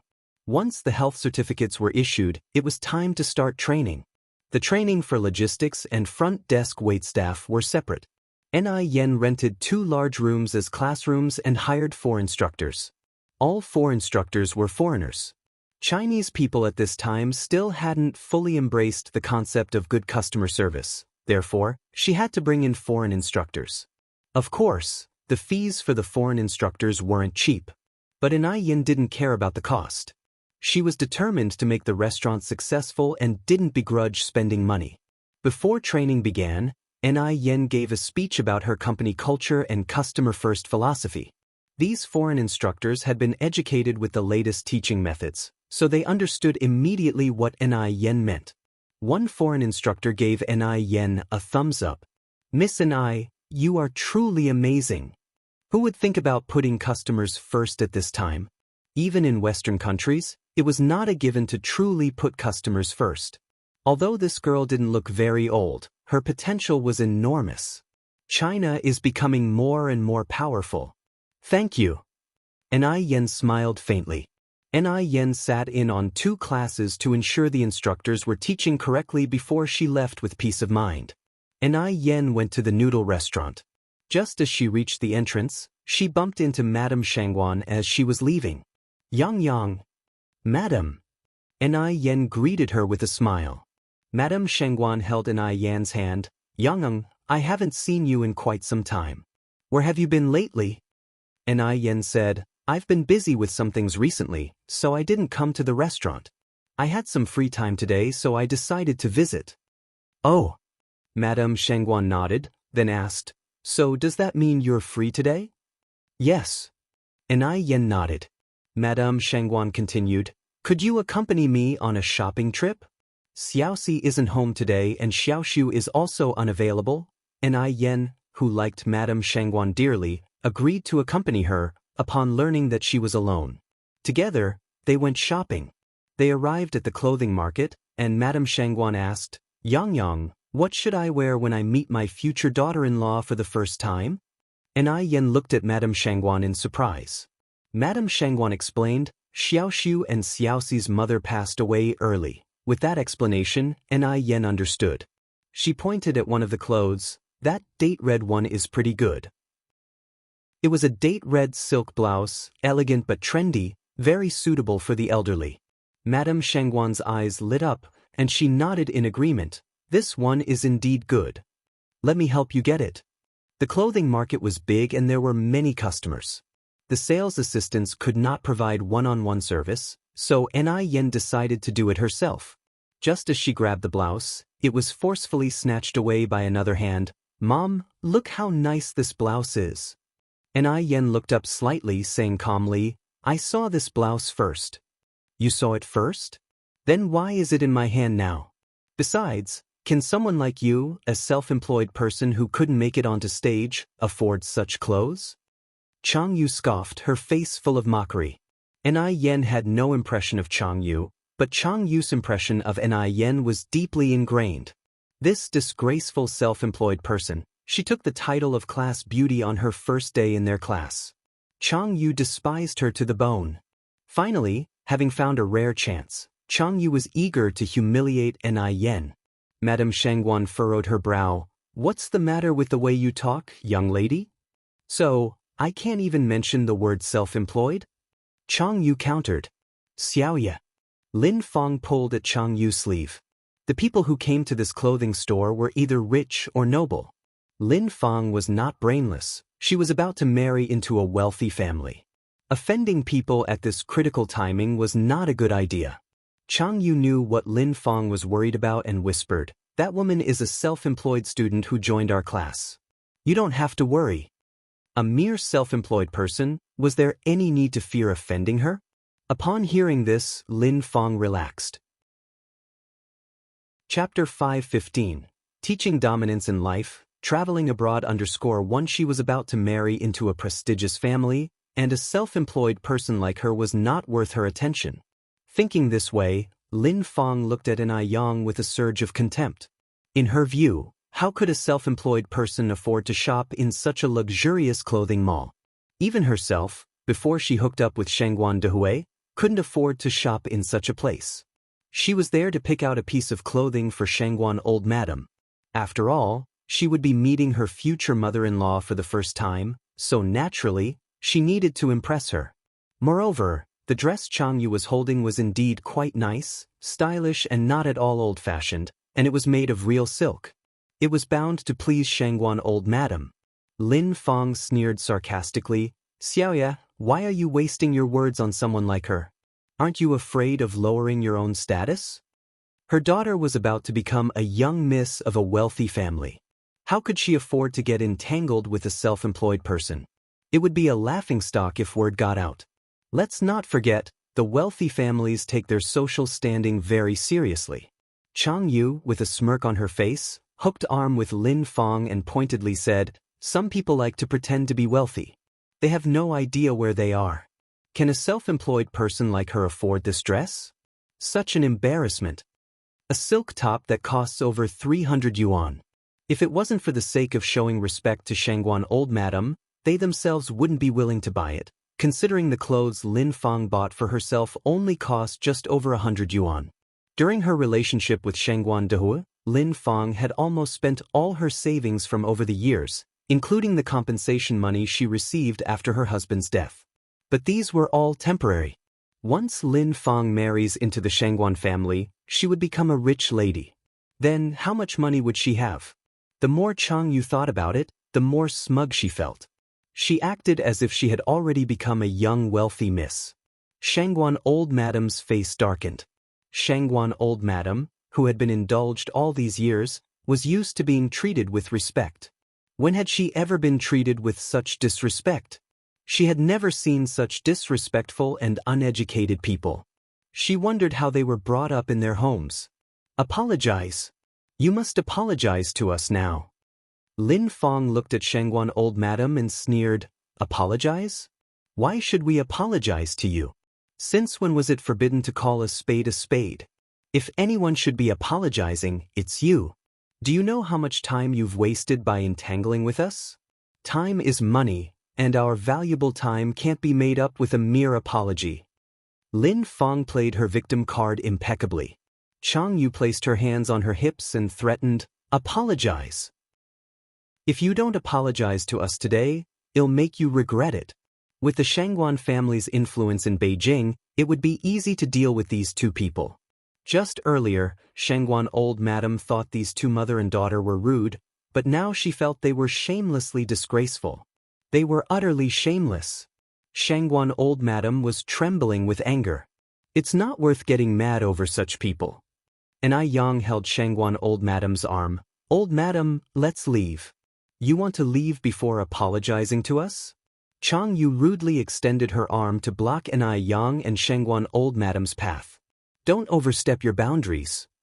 Ai Yang raised her eyes slightly, a hint of coldness in their depths, causing Chang Yu to flinch slightly. That was not the look of a mere self-employed person. It was slightly terrifying. But she was about to become the daughter of a rich family. How could Ai Yang compete with her? Thinking this, Chang Yu regained her courage, raised her hand and swung towards Ai Yang's face. "You wench. Apologize or not." There were no salespeople or other customers here. If Ai Yang got slapped, she would have to swallow her grievances. Moreover, Chang Yu had long wanted to slap Ai Yang. Today, she finally got the chance to vent some steam. Although Ai Yang knew Chang Yu was targeting her, she was clueless about when she had crossed paths with such a character. There were 60 to 70 people in her new group, and she had only attended a few meetups. Apart from Han Xiaoyu, who she was closest to, she had no recollection of anyone else. Smack! A crisp slap reverberated in the air. By the time Shangguan old madam and Lin Fang regained their senses, they saw Ai Yang slowly retracting her hand from midair. She held Chang Yu's raised hand with a smile on her face. "Since no one at home taught you how to behave, I guess I'll have to step in to do the job."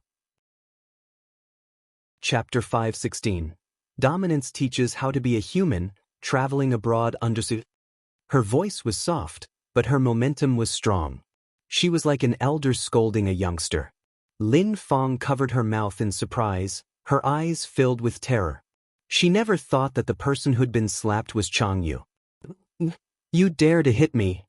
Chang Yu exclaimed in disbelief. Well, why not slap you? Don't agree with it? If there's a next time, it won't be as simple as a slap. She radiated audacity, shining brightly from head to toe, attracting attention. Do you know who I am? Staring at her, Enai Yang said slowly, even if you're the king's father, I won't hesitate to hit you. Chang Yu's almond eyes seemed to burn with fire. Enai Yang, I tell you, my father is very powerful. I will make you regret what you did. You just wait. Hearing this, old lady Shangguan frowned slightly. She was thinking that Chang Yu's father must not be a good person either. Why else would he have raised a daughter like this? What a sad family. All right, it'll be ready any time. Enai Yang responded with a light smile. This is too much. Enai Yang is really too much. Chang Yu wished she could kill Enai Yang right then. You let me go. Chang Yu squirmed. At this moment, Lin Fong also snapped out of it and rushed over. Let my daughter go. Originally, Lin Fong wanted to call the police to get justice for her daughter, but she was headed to the Shangguan family in 2 days to recognize her relatives. This was a crucial time, it was better to avoid trouble. After all, there are many taboos in wealthy families. Moreover, they were not in the right here. Chang Yu was the first to act, Enai Yang was just defending herself. Get out! With those words, Enai Yang grabbed Chang Yu's hand and flung her harshly. Chang Yu lost her footing and toppled onto Lin Fong. Then, Enai Yang pulled out a plain white handkerchief from her pocket and carefully wiped her fingers. After cleaning one hand, she moved to the other, behaving as if she had touched something disgusting. After she finished, Enai Yang balled up the handkerchief and threw it into a trash can 10 meters away, right in front of the mother-daughter duo. Chang Yu's already swollen face turned a shade of purplish red from anger. Madam, let's go. Enai Yang cheerfully linked arms with old lady Shangguan, and they strolled off. All right. Old lady Shangguan happily followed Enai Yang after seeing Chang Yu slapped. Pissed off, Chang Yu stomped her foot and tried to run after them, but Lin Fong held her back. Mom. Chang Yu was not satisfied. Was she just supposed to accept the slap? Lin Fong said, we're going to the Shangguan family the day after tomorrow. It's better to avoid trouble at such times. Also, the individual is not as easy to bully as you think.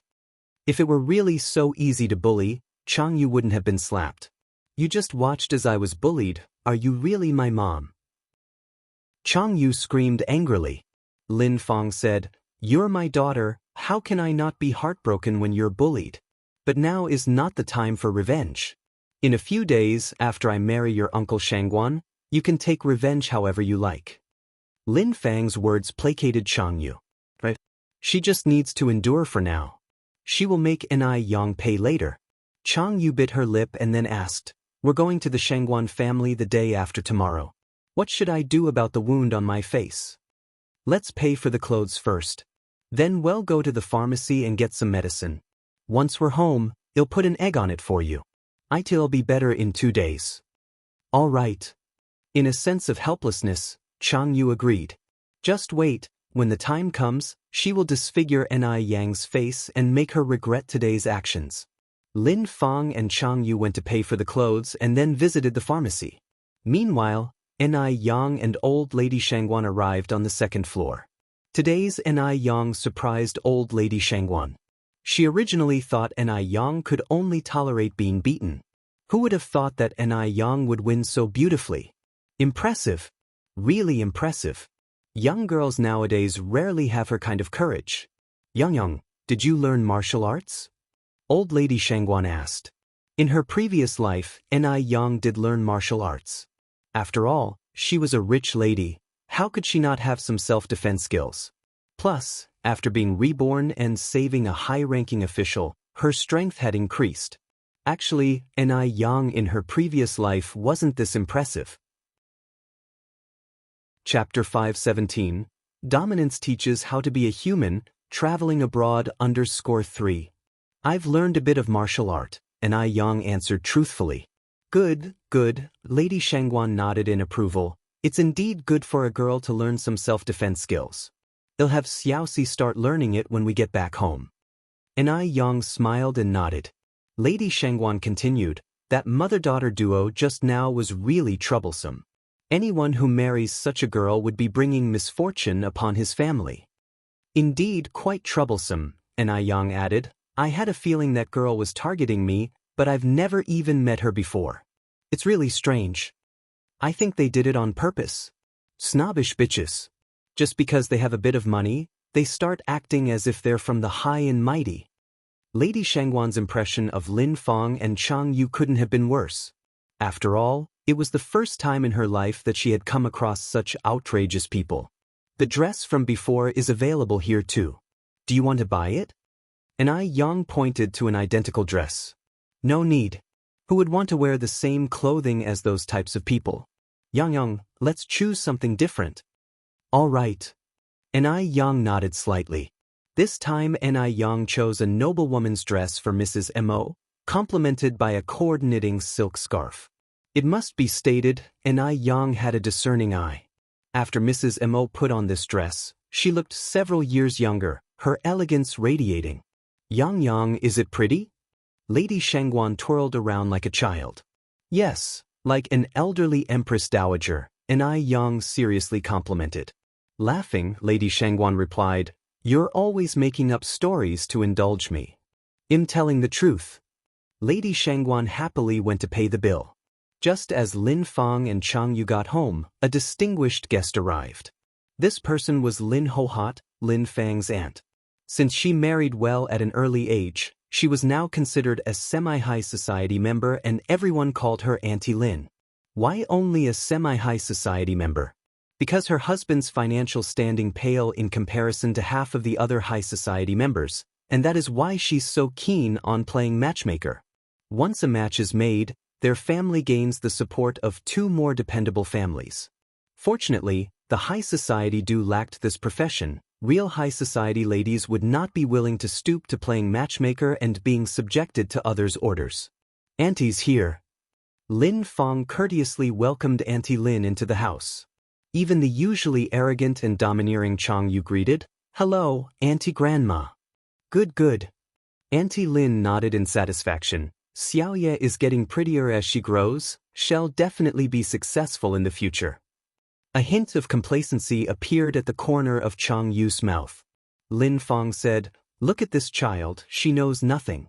Hurry up and thank your Auntie Grandma. Chang Yu promptly said, Thank you, Auntie Grandma. Auntie Lin continued, But what happened to your face? Lin Feng, did you hit her?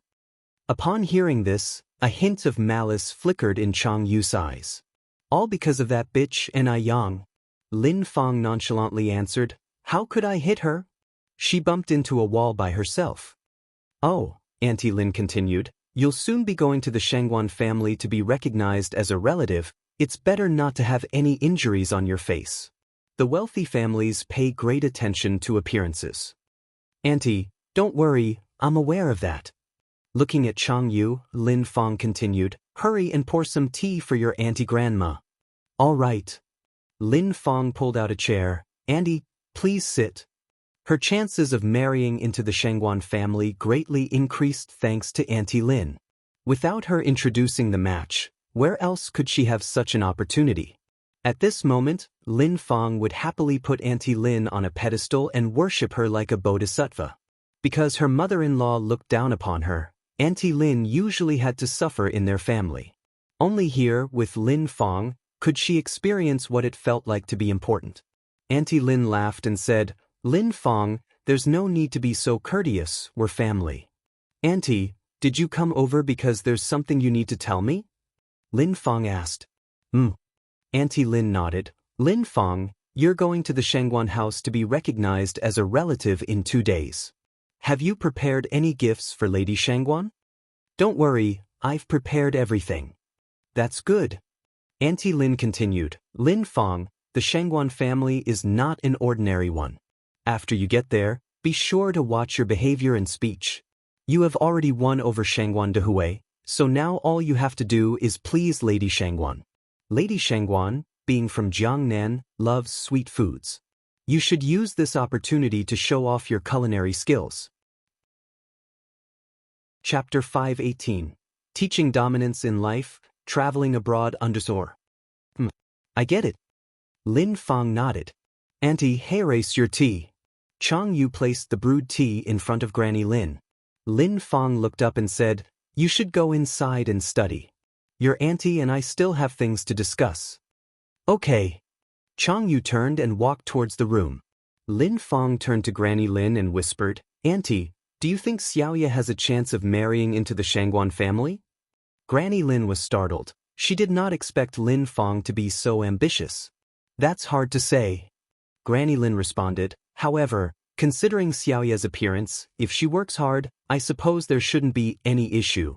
Chang Yu was quite pretty, otherwise she wouldn't have been class belle in the past." Lin Fang's eyes lit up. "So, the Shangguan family is not bothered by such things?" Granny Lin patted Lin Fang's hand. "Fang, don't worry too much about it for now. Think about these things slowly after marrying into the Shangguan family." Okay. Lin Fang nodded, her mind filling with calculations. "Hungry. I'm hungry. I'm starving." A pitiful cry broke the silence. Lin Fang's face was burning with wrath. Granny Lin glanced towards the direction of the storage room and asked with a complicated expression, "Is that old hag still alive?" "No." Lin Fang shook her head, gritting her teeth. "Although that damned old hag is paralyzed, her other organs are still functioning. Lin Fang only tosses a few buns at old lady Chang each day, but she just wouldn't die." "Auntie, do you think I should?" Lin Fang gave Granny Lin a suggestive look halfway through her sentence. "Old lady Chang no longer has any other children. If anything happened, there wouldn't even be anyone to report it. Furthermore, Lin Fang had been taking care of her for 3 years. For 3 years, the reputation of being a good daughter-in-law has already spread. Keeping old lady Chang around serves no other purpose. Not only was she useless, but she was also exasperating. No way." Granny Lin immediately put a stop to Lin Fang's idea. "Why not?" Lin Fang was puzzled. Granny Lin continued, "The Shangguan family values your virtuous and filial character, especially the matriarch of the Shangguan family. If anything goes wrong with this old hag at this stage, they might suspect something." Lin Fang asked incredulously, "Do I have to bring this damned old hag to the Shangguan family?" Granny Lin laughed. "The Shangguan family has many servants. Even if you were to bring her to the Shangguan family, it wouldn't increase your burden. On the contrary, it would make you more impressive in the Shangguan family's eyes." "That makes sense," Lin Fang continued, "but what if that damned old hag keeps spouting nonsense? That's simple, just give her some mute drugs when the time comes, and you won't have to worry about it." With this said, Lin Fang felt completely reassured. "All right, take this." Granny Lin handed Lin Fang an exquisite bag. "What is this?" Lin Fang was curious. "This is ice skin jade face cream." Granny Lin continued, "You're about to become a wealthy lady. You have to keep up with the trends in high society." At present, the ice skin jade face cream had become a popular trend in high society. Lin Fang watched as she opened the bag. "Oh, it's skincare products." Granny Lin continued, "Don't look down on these skincare products. Every matron and miss of high society is using them. There's a whitening and moisturizing cream that's limited to 60 bottles per store every month. Not only is it expensive, but you also need to reserve it 3 months in advance." Granny Lin added, "Give this ice skin jade face cream to Shangguan Furong. She'll be thrilled. As far as I know, the matriarch of the Shangguan family listens to Shangguan Furong." Granny Lin, having spent many years navigating high society, had a deep understanding of the people within it. "It doesn't feel right, Auntie. You've already helped me so much." Lin Fang refused. "That's not true." Granny Lin continued, "Fang, you are my own niece. As long as you remember your auntie when you marry into the Shangguan family, that's enough." Lin Fang immediately nodded. "You can count on me, Auntie. I can forget anyone, but never you. You're even closer to me than my own mother." A satisfied expression crossed Granny Lin's eyes. "By the way, have you been intimate with Shangguan Dehui? After all, she was a woman who had been married before. Asking such a question was not a taboo for her. Lin Fang blushed. No. It seems like this Shangguan Dehui really is a true gentleman. Granny Lin continued, Fang, I know you're an ambitious girl. You have to plan for your future in a way that covers all bases. The Shangguan family already has 2 children, Shangguan Shi and Shangguan Su, so you need to think about bearing another one. Chapter 519. Dominance teaches how to be a human, traveling abroad undersea. Have another child? An expression of difficulty flickered through Lin Fang's eyes.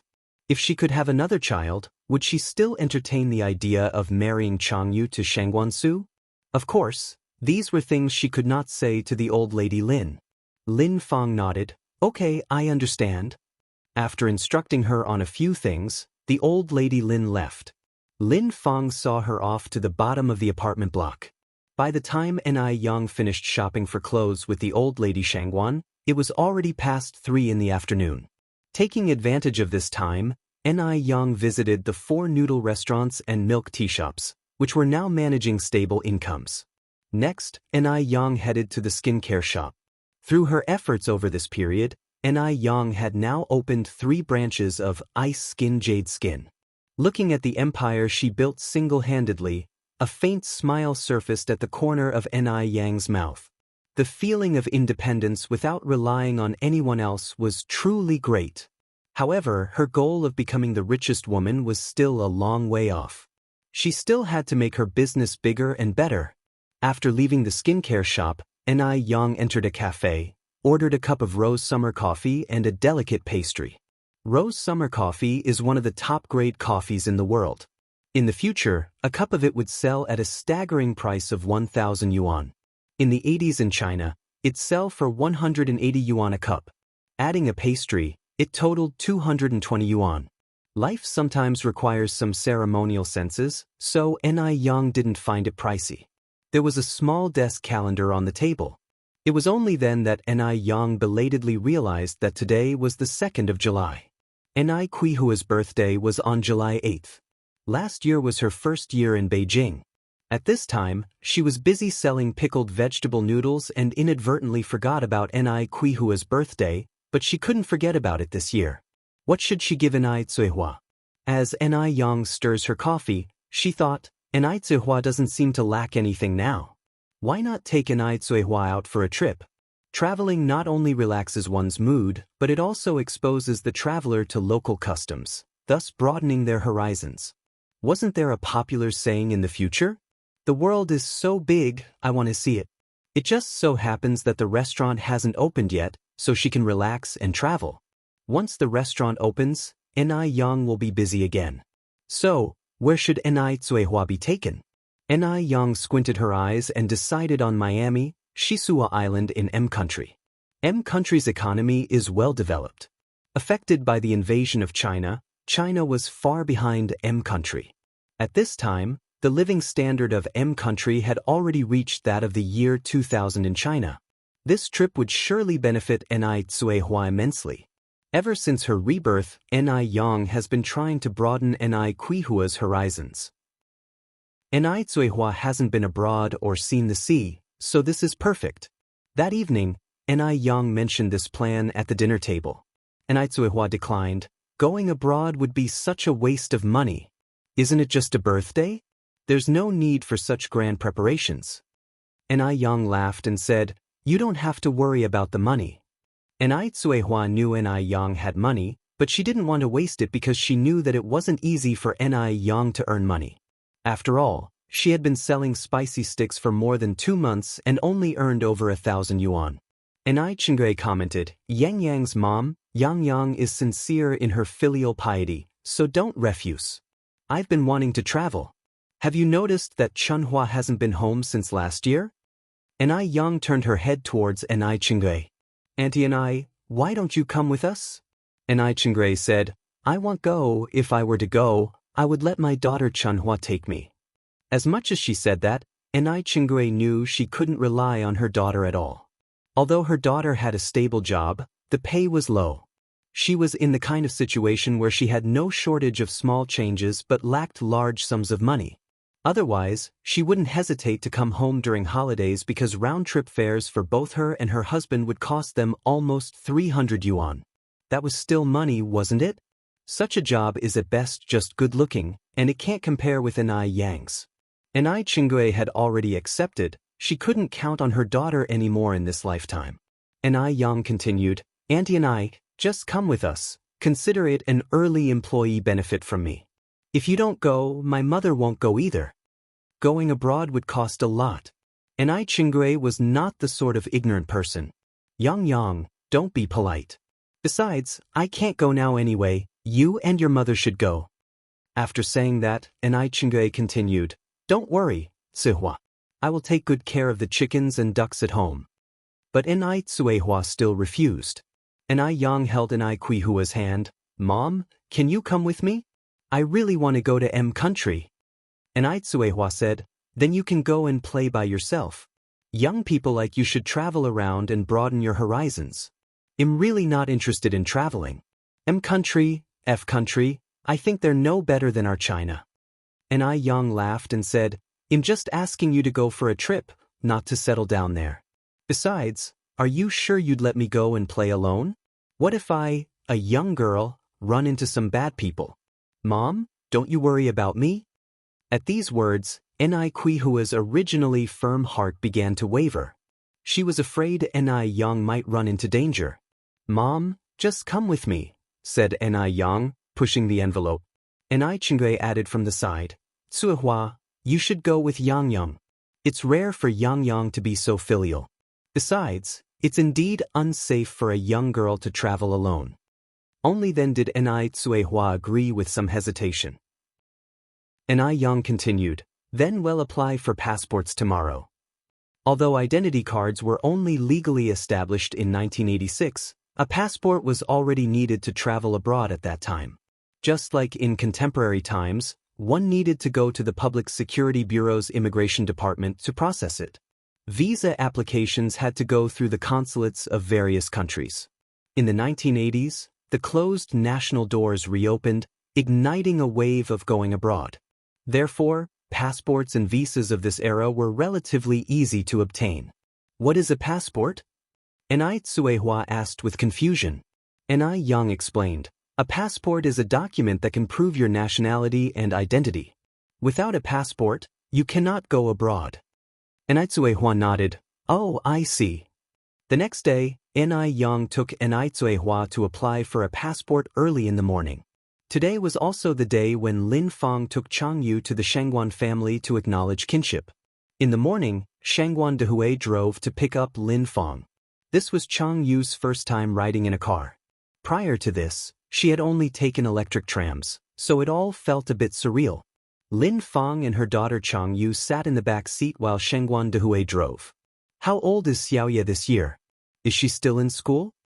Shangguan Dehui asked. Although he and Lin Fang had been seeing each other for quite some time, Shangguan Dehui only knew she had a daughter and didn't know any other specifics. Chang Yu replied politely, "Uncle Shangguan, I'm 17 this year. I'm currently a junior at number 3 City High School. After the summer vacation, I'll be a senior." Shangguan Dehui nodded, looking at Xiaoye. "I bet her grades are excellent." "Not bad," Chang Yu replied modestly. In fact, she ranked first in all her exams. Her performance was outstanding. Shangguan Dehui continued, "Your senior year is the crucial time. Have you thought about which college you want to apply to?"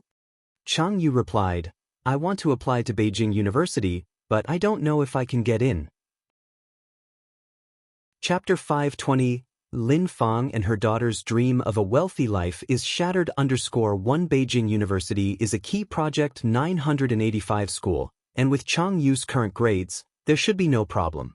Hearing this, Shangguan Dehui nodded in satisfaction. Being a university professor, he liked students with excellent scores. Lin Fang was very satisfied with Chang Yu's performance. After being around Shangguan Dehui for so long, Lin Fang knew that his approval of Chang Yu had been granted. The car was swift and in no time, they arrived at the Shangguan's residence. The Shangguan's house was a real mansion, In front of it was a magnificent villa, and behind lay a line of servant rooms. In order to enter the villa's main entrance, one needs to cross an artificial pond, which wasn't too big, around 20 to 30 meters wide. A narrow bridge crossed over the pond that was home to water lilies, and beneath the lily pads, koi carp of red and white darted back and forth. Crossing this stone bridge, you could see two majestic stone lions standing at the front of the villa. When had Xianxia ever experienced such grandeur? Even on TV, she had never seen anything like it. Just the thought that the villa, the fish pond, and these giant stone lions will all be hers one day elated her beyond measure, and she couldn't suppress her smile. Lin Fang was also visiting the Shangguan's house for the first time. Despite mentally preparing herself beforehand, she was still unable to control her shock. The Shangguans were freaking rich. But Lin Fang managed to keep her emotions under control, striving not to resemble a naive countrywoman and to avoid becoming a joke, like Granny Lu entering the Grandview Garden. Xiaoya. Lin Fang quietly grabbed Xianxu's hand and whispered a reminder. Xianxia, being younger, couldn't control her facial expressions as strictly as Lin Fang, but after Lin Fang's warning, she quickly composed herself and stopped glancing around impertinently. This way. Shangguan Dehui took the lead, unaware of the interaction between the mother and daughter. All right. Lin Fang replied with a smile. As they approached the main entrance, a servant greeted them and took the car keys and coat from Shangguan Dehui. Sir, you're back. Shangguan Dehui nodded and introduced, This is Lin Fang, and this is her daughter Chang. The servant respectfully greeted them. Lin Fang and Xianxia were both slightly taken aback. This was their first time interacting with a servant. And to have a servant greet them with such respect. The superior feeling was quite satisfying. Xianxia didn't know how to respond, but Lin Fang quickly replied, Hello. Although the person was just a servant, she was visiting the Shangguan's house for the first time and didn't want to leave a poor impression. Leading them deeper into the house, Shangguan Dehui showed them around the grand and glittering mansion, resembling an ancient palace. At this point, Lin Fang couldn't contain her astonishment anymore and was on the verge of exclaiming in wonder. Xianxia had her eyes wide open, not missing a single corner. The villa was enormous, and it took a while for Shangguan Dehui to lead them to the main hall.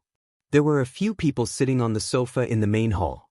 Seeing Shangguan Dehui bring people in, Shangguan Shi immediately welcomed them and said, Dad, Aunt Lin. This must be Xianxia, right? Lin Fang quickly replied, Xiaoya, this is your sister Shi. Xianxia came forward and grabbed Shangguan Zai's hand. Sister Shi, my mom has long told me how beautiful you are, but you're even more beautiful in person than I imagined. Who doesn't enjoy being complimented? Especially for being pretty. Shangguan Shi had a quite good first impression of her potential sister. Xianxia, you're very beautiful too. In fact, Xianxia was indeed a beauty, with her standard almond-shaped eyes, oval face, and slender figure. Feng, Sister Su, this is Lin Fang and her daughter, Xianxia. Shangguan Dehui went on to introduce Lin and Chang to the two women on the couch. One of them was Shangguan Feng. The other was Su Fen's older sister, Su Lian. When Shangguan Dehui remarried, as an aunt to both Shangguan Su and Shangguan Shi, Su Lian certainly had to be present to oversee things. Some stepmothers harbor bad intentions. Moreover, the Shangguans were such a renowned family, she couldn't let others deprive her niece and nephew of what should be theirs. Su Lian examined Lin Fang openly. Indeed, from the moment the mother-daughter duo entered the hall, she had begun to size them up. How should she put it? She felt that the mother and daughter had a bit of an unsophisticated aura, as if they wouldn't fit in high society. Lin Fang followed behind Shangguan Dehui, exchanging pleasantries. Xiaoya, you just call them Aunt and Aunt Su. Shangguan Dehui directed at Xianxia. Chapter 521. Lin Fang and her daughter's dream of living in luxury shattered _2. Hello Auntie, hello Auntie. Xianxia greeted politely. Auntie? Lin Fang felt something was off the moment she heard those words. So this woman was Su Fen's sister, Shangguan Dehui's original wife? How many years has Su Fen been dead, and why Su Lian is still involved with the Shangguan family? Is she eyeing the Shangguan family's property? That's too shameless. Shangguan Furong had a good impression of Chang Yu, smiling and nodded. Although Su Lian was a little dissatisfied, she did not show it. Shangguan Dehui turned to Shangguan Shi. "Where is your grandma and your brother?" Shangguan Shi said, "Grandma felt a sudden headache when she got up this morning. Brother took her to the hospital." "Went to the hospital? Is the old lady all right? Should we go to the hospital to check?" Lin Fang asked anxiously. Shangguan Shi smiled and said, "Auntie Lin, you don't have to worry. I just called and Grandma is fine, they are on their way back." "That's good." Lin Fang sighed in relief. Her worried look was such that someone who didn't know would think Lin Fang was the birth daughter of the Shangguan matriarch. Shangguan Dehui continued, "Quickly sit down, don't stand." Only then did Lin Fang sit down with Chang Yu. Lin Fang picked up the gift box she had prepared in advance. "This is a gift I prepared for the old lady, this one is for Furong."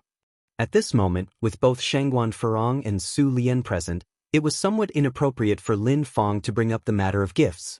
Because both Shangguan Furong and Su Lian, like Shangguan Su and Shangguan Shi, were their elders, but Lin Fang hadn't prepared a gift for Su Lian. This made Su Lian feel a little embarrassed. What kind of person is Lin Fang? Does she not realize this? In reality, she did this on purpose to embarrass Su Lian. What was Su Lian? A mere outsider. The Shangguan family gave her a little face by calling her big sister. If the Shangguan family didn't want to deal with her, she would be less than a pile of dog shit. Su Lian had no right to criticize her. Lin Fang did this intentionally, to let Su Lian see her place. By coincidence, Shangguan Furong and Su Lian didn't get along. Shangguan Furong smiled and said, "You even prepared a gift for me?" Seeing Shangguan Furong like this, Lin Fang felt reassured. She handed the prepared gift box to Shangguan Furong. "I hope you won't mind, Furong." Shangguan Furong took the gift box, opened it and exclaimed, "It's ice skin jade flesh. I've wanted this moisturizing cream for so long but I haven't been able to buy it." "You're so thoughtful." No woman does not love beauty. Especially since ice skin jade flesh was so hard to buy. Lin Fang smiled and said, "I'm glad you like it, Furong."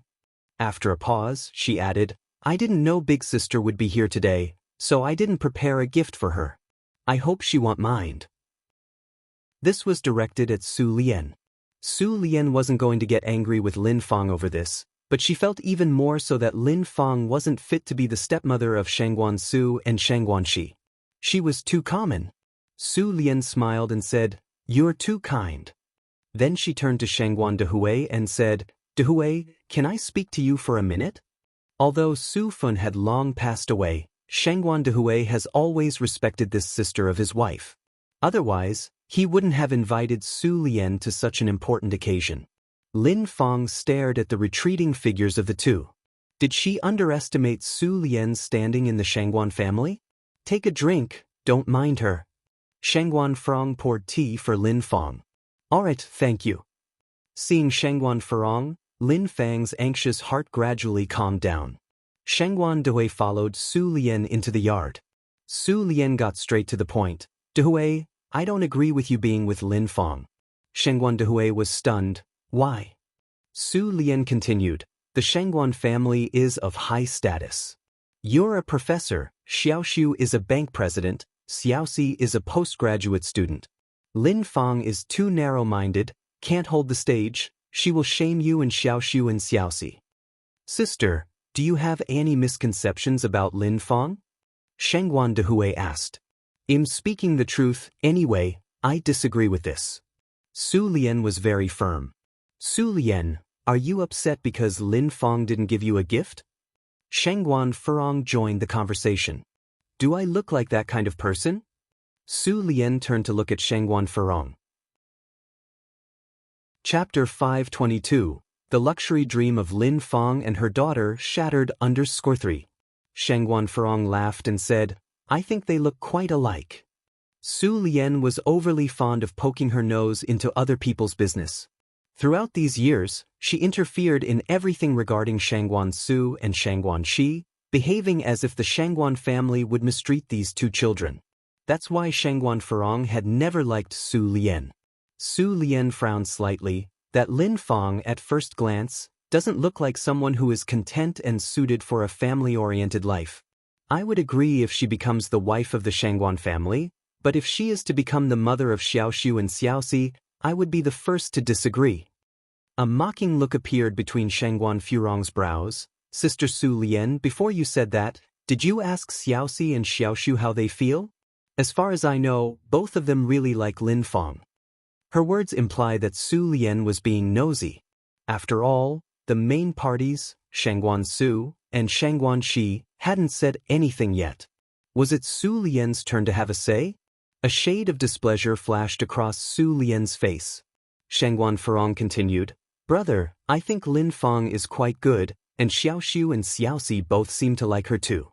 Su Lian chose not to say anything more. Shangguan Dehui followed up, "Let's wait until Mom and Xiaoxiu come back. I will go by Mom's decision." One was his wife's sister, and the other was his sister. It wouldn't be good for Shangguan Dehui to offend either of them. Shangguan Furong laughed and said, "I believe Mom would also like Lin Fang and Chang Yu." The group returned to the living room. Shangguan Furong subtly gave Lin Fang a reassuring look. Only then did Lin Fang relax. At that moment, footsteps echoed in the room. "Mom's back." Shangguan Furong stood up. Lin Fang and Chang Yu also stood up. The old lady of the Shangguan family had dressed specially in an elegant dress, brought by Ni Yang a couple of days ago, to meet her future daughter-in-law. Despite feeling a bit of a headache in the morning, it didn't affect her complexion. Shangguan Su held her arm as they slowly walked into the room. Since Chang Yu had taken an overt interest in Shangguan Su, she had been watching him all along and didn't notice the old lady of the Shangguan family beside him. Shangguan Su was very handsome. He was extraordinarily talented and elegant. He was even more impressive-looking than the most desirable guy in their school, and Chang Yu gazed at him almost obsessively. Su Lian looked over with a dismissive gaze. A hint of displeasure flashed in her eyes. These mother and daughter really have unrestrained ambitions. She hoped that the elderly lady of the Shangguan family would see this clearly. They couldn't let these kinds of people step into the Shangguan family's threshold. Lin Fang looked at the old lady of the Shangguan family, slightly frowning. Why did she get the feeling that this old lady looked familiar? Had she seen her somewhere before? After all, they had only met at the clothing store 2 days ago, and she had been solely focused on Ni Yang at the time. She barely paid any attention to the old lady of the Shangguan family. It was normal for her to not remember her after 2 days. Could it be her imagination? A grand old lady like the one from the Shangguan family wasn't someone she would typically encounter. "Mom, this is your future daughter-in-law, Lin Fang. This is her daughter, Chang Yu." Shangguan Furong held the old lady of the Shangguan family's arm, introducing them. In fact, even before they met, the old lady already had a good impression of Lin Fang. Otherwise, she wouldn't have dressed so formally. "Old lady." Lin Fang greeted with a smile. Only then did Chang Yu snap out of it, diverting her attention from Shangguan Su, and said politely, "Grandma." Upon seeing her, Chang Yu also found the old lady of the Shangguan family somewhat familiar. Had she encountered this old lady somewhere? The old lady of the Shangguan family was advanced in age, and her eyesight wasn't so great. She hadn't gotten a good look at Lin Fang and Chang Yu from a distance earlier, so she now used this opportunity to take a closer look at these mother and daughter. Upon seeing them, the smile on the old lattice face froze in place. Lin Fang and Chang Yu might not remember her, but she vividly remembered Lin Fang and Chang Yu. After all, this mother and daughter were the first outrageous people she had encountered in her life. The type that nearly infuriated her to death. However, the old lady never expected that this mother and daughter would turn out to be her eagerly anticipated future daughter-in-law and granddaughter. How infuriating! The old lady suppressed her anger, her face cold. She said, "So you are Lin Po's niece, Lin Fang?" Lin Fang was somewhat perplexed by the sudden change in the grand old lattice attitude. Could it be that this old woman was mentally unstable? Chapter 523. Lin Fang and her daughter's dream of living in luxury shattered under Mingming was laughing just a second ago. Even though Lin Fang didn't want to go out of her way to please someone who was ignoring her, she still had to put on a smile and woo the Shangguan family's matriarch. "Madam, my name is Lin Fang. Lin Hohat is my aunt," she said. Lin Fang was confident in her charm. She believed she could win over this old woman. "Madam, I heard from my aunt that you're in your 60s, going on 70s, but you don't look a day over 40 or 50, she praised. Who doesn't enjoy a good compliment? If there's one skill Lin Fang lacks not, it's flattery. She knows exactly what everyone wants to hear. It's comparable to the old saying, speak the language of the listener. If the matriarch hadn't met Lin Fang at the clothing market, she would probably have been quite fond of this eloquent potential daughter-in-law. But now, all she felt was disdain. The old lady frowned and said nothing. The smile on Lin Fang's face began to falter. Sensing the mood growing tense, she hurriedly intervened. "Grandma, you must be tired after just coming back from the hospital, right? Please, take a seat." While speaking, she winked at Lin Fang. "Madam," Lin Fang hastily interjected, "there's nothing seriously wrong with you, is there? When I heard you'd gone to the hospital, I was beside myself with worry." "So, did you die?" asked the old lady, looking at Lin Fang. Lin Fang. The atmosphere immediately plunged into awkward silence.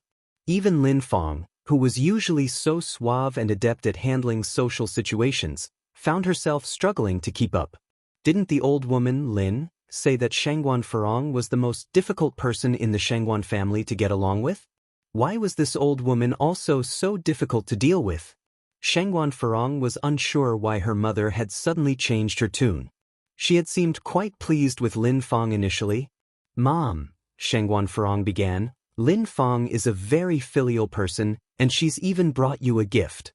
"That's right," Lin Fang confirmed, simultaneously unwrapping the present. "Madam, this is a garment Xiaoye picked out for you. I'm not sure if it'll fit." The old lady glanced at the garment. True to her suspicions, it was the burgundy silk shirt. Shangguan's matriarch took the shirt, and a hint of a smile played across her lips. "This shirt is made of real silk, isn't it?" Seeing that the old lady finally smiled, Lin Fang felt a wave of relief wash over her. She flattered, "Madam, you have excellent taste. This is indeed made of silk. You maintain your figure so well, I'm sure you'll look great in this shirt." Shangguan Farong hastily said, "That's true, Mom. This shirt really matches your temperament." The smile on the old lady's face quickly faded as she tossed the shirt onto the table, scoffing, "I'm just a small business owner. I can't afford such flashy clothes." At those words, Lin Fang's face drained of color, leaving her as pale as a ghost. Now she finally understood why the old woman seemed so familiar. She was the same one she'd encountered at the mall last time. Didn't they say that Ni Yang was just a small business owner with no real status or wealth? So why was she walking arm in arm with the old lady from the Shangguan family? And why were the two of them so intimate with each other? Lin Fang couldn't have imagined in her wildest dreams that the old lady she'd mocked before was none other than Shangguan's matriarch herself. If she had known that was the matriarch earlier, she would have been nothing but polite and done everything to make her happy. The reactions of Chang Yu and Lin Fang were identical. Her first thought was that she was doomed. Her second thought was that Ni Yang was trying to sabotage her. If it weren't for Ni Yang, she would never have made such a mistake. What should she do now? Baffled by the situation, Shangguan Farong asked, "Mom, what are you talking about? Why are you upset all of a sudden?" Exactly, why was she suddenly so angry? Shangguan Su and Shangguan Shi both turned their eyes to their grandmother. Even Shangguan Dehui was a bit puzzled. The old lady was usually very amiable with them and had never been so difficult to talk to before. The matriarch waved off Shangguan Furong's hand and turned to Shangguan Dehui.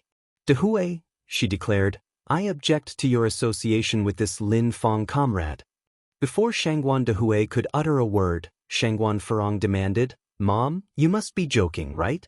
Lin Fang is so talented and filial. How can you possibly object to that?"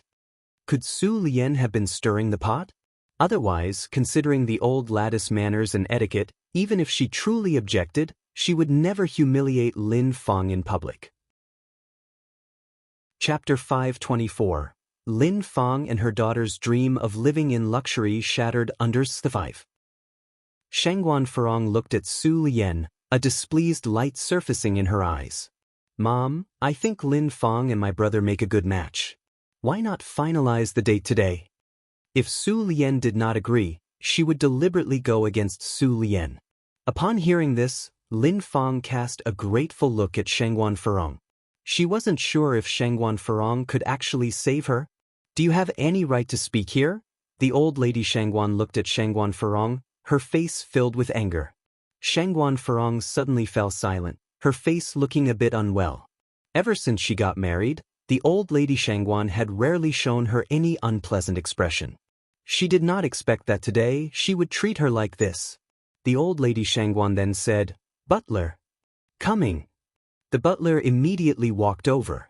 "Escort out Comrade Lin Fang and her daughter. The Lin family does not welcome these kinds of people." The old lady Shangguan did not leave any face for Lin Fang and her daughter. "Yes, old lady." The butler turned to look at Lin Fang and Chang Yu. "Both of you, please." "Wait a minute." The old lady Shangguan continued. "Do you have any other orders, old lady?" The butler turned back. "Take their things as well." The old lady Shangguan continued. The butler immediately took the 2 items brought by Lin Fang. Lin Fang still felt unwilling. As she turned around, she walked over and grabbed the old lady's hand, explaining with a pale face, "The old lady, let me explain, that day it really was a misunderstanding. I am not actually, go away." The old lady Shangguan was not a fool. How could she tolerate Lin Fang distorting the truth again? "Butler." "Yes, old lady." The butler immediately motioned to the other servants on the side. Before Lin Fang could react, she was already dragged away by the servants. Leaving Shangguan Dehui, Shangguan Farong, Shangguan Shi, and Shangguan Su filled with doubt. But currently, the old lady Shangguan was furious, and none of them dared to speak. "Dehui, come upstairs with me." After speaking, the old lady Shangguan turned and walked toward the study room upstairs. Shangguan Dehui hurried to follow her steps. "Mom, what exactly is going on?" Shangguan Dehui hesitated before asking. The old lady Shangguan continued, "Are you asking me why I treated Lin Fang this way?" Shangguan Dehui nodded. The old lady Shangguan continued, "Then let me tell you properly, sit down first." Shangguan Dehui sat on a nearby stool. Only then did the old lady Shangguan talk about the incident that happened at the clothing market 2 days ago. "Dehui, you cannot be deceived by that Lin Fang. A woman like that is not qualified to step through the gates of our Shangguan family." At her words, Shangguan Dehui frowned slightly. "Lin Fang always appeared to be very good in front of me, showing much love and care. I really didn't think she was this kind of person." The old lady Shangguan now felt extremely relieved about her decision to go to the clothing market that day. Otherwise, they would not have discovered that Lin Fang and her daughter were these kinds of people. It's not too late to know. It's better to break off with her early. Shangguan Dehui nodded. "You can rest assured about this." The old lady Shangguan rubbed her temples. "All right, you can go downstairs now. I need to rest." Shangguan Dehui walked downstairs. As soon as he went downstairs, everyone eagerly surrounded him. "Bro, what did Mom tell you? What did she mean? How did Lin Fang offend her to make her so angry? Or is someone intentionally causing discord?" The last sentence had some biting implication attached. Su Lian was somewhat unhappy, but she did not stoop down to Furong's level. Shangguan Dehui said, "Furong, watch your tone. No one is causing discord on purpose.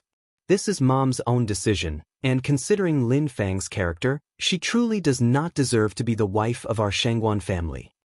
Shangguan Shi, confused, said, "Dad, what exactly happened? What did Auntie Lin do wrong?" Shangguan Dehui then relayed the incident mentioned by the old lady Shangguan. Upon hearing this, the room fell silent. After a while, Shangguan Shi finally spoke. So Aunt Lin is that kind of person? I really didn't see it coming. Lady Shangguan was neither deaf nor blind, and she wouldn't speak without reason. Could it be that Mother has misunderstood? Didn't Lin Fang herself say that there's been a misunderstanding? Mother really, She didn't even let Lin Fang explain. How can you be so arbitrary? Shangguan Furong asserted. Lin Fang, this sister-in-law, was quite pleasing to Shangguan Fufang's eyes. First, her family background was admirable, as was her work. Secondly, she knew how to get along with people. She knew who were her own and who were outsiders. People like Su Lian were outsiders to her. Shangguan Furong cared a lot about her position in the Shangguan family. She didn't want Shangguan Dehui to marry a woman who didn't regard her highly. What if that woman was domineering? Then would she not have any say in the Shangguan family? Mother is not that kind of person. Shangguan Dehui added, let's put an end to this matter. I will also explain it to Lin Fang. After all, Shangguan Dehui didn't have any emotional attachment towards Lin Fang. With such a thing happening, it had rather eased Shangguan Dehui's mind. At least, old lady Shangguan wouldn't hurriedly push him for quite some time. Brother, are you just giving up on Lin Fang? Shangguan Furong wasn't quite ready to give in. Shangguan Dehui simply nodded. Dehui, I'm very glad that you see the reality. Su Lian walked over from the side. I've been saying that Lin Fang is not a good person. Shangguan Furong couldn't stand Su Lian's smug expression at her success. Sister Su Lian, are you happy now? I'm just being honest. Of course, I'm naturally happy to keep Xiaoxiu and Xiaoxi away from such a terrible stepmother. Su Lian's family background was not bad either. She was not afraid of Shangguan Furong.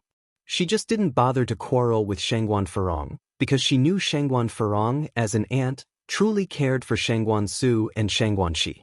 Shangguan Furong simply couldn't stand her, but, since she didn't live in the Shangguan house, she didn't need to take it to heart. The more Shangguan Furong thought about it, the more outraged she felt. I think Lin Fang is quite suitable to be my sister-in-law. I'll go upstairs and talk to my mother now.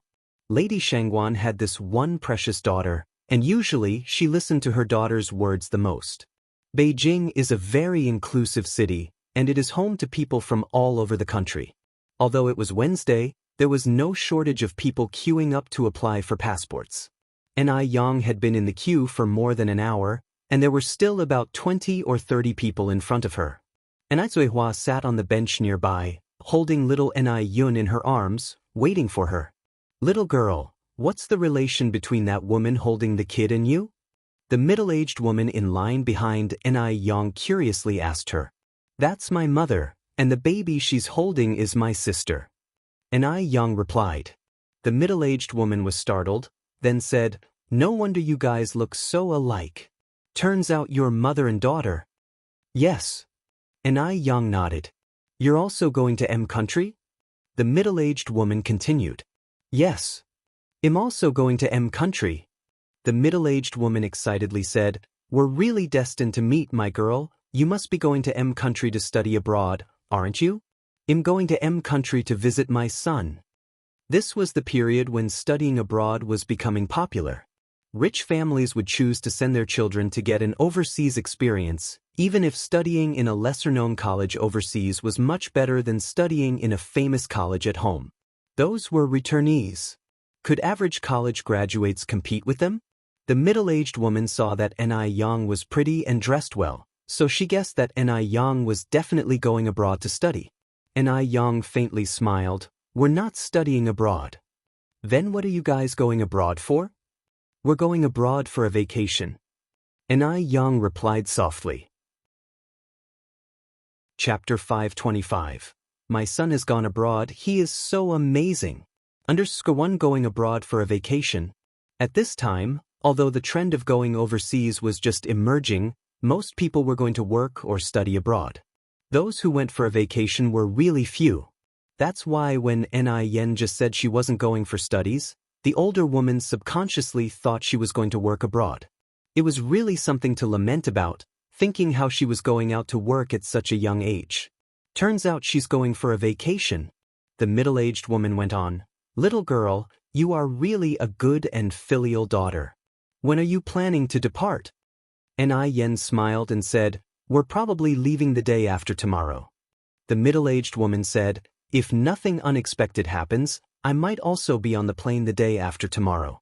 If we happen to meet, we can go together. Ni Yen nodded, sure. The crowd gradually surged, and it was the middle-aged woman's turn soon, followed by Ni Yan's. Not only Ni Zihua and Ni Yan needed to get their passports, little Ni Yun also had to receive hers. Getting a passport requires taking photos. This was the first time Ni Zihua was getting photographed. She was a bit nervous seeing the others take photos, not knowing where to put her hands. Ni Yan took little Ni Yun from Ni Qihua's arms. "Mom, it's just a photo, you don't need to be nervous." Not nervous. Ni Zihua nodded, walking to the light blue curtain. "Smile," the photographer reminded. Ni Zihua smiled, age 37. She had taken good care of herself over the past year. Her skin appeared smooth and moisturized, her figure also well-toned. Wearing a light blue plaid suit with black pants, she didn't look her age. You wouldn't think she's the mother of 2 children. Yes, just like that, hold that pose. The camera captured the perfect moment. The photographer also silently admired Ni Qihua's beauty. Ni Zihua quickly came out to replace Ni Yan. The photographer, who was still in awe over Ni Qihua's beauty, was stunned when he saw Ni Yan. "Oh my goodness! She is so beautiful." Just sitting there, her face needs no expression to be the most appealing sight. After Ni Yan left, the photographer and the staff discussed. "The young lady just now was so beautiful. What's her name?" The staff checked the file in his hand. "Her name is Ni Yan. The woman who took photos before her seems to be her mother. No wonder both mother and daughter are so beautiful. It's probably what they call genes in biology." After successfully completing their passports, the mother and daughter left the police station.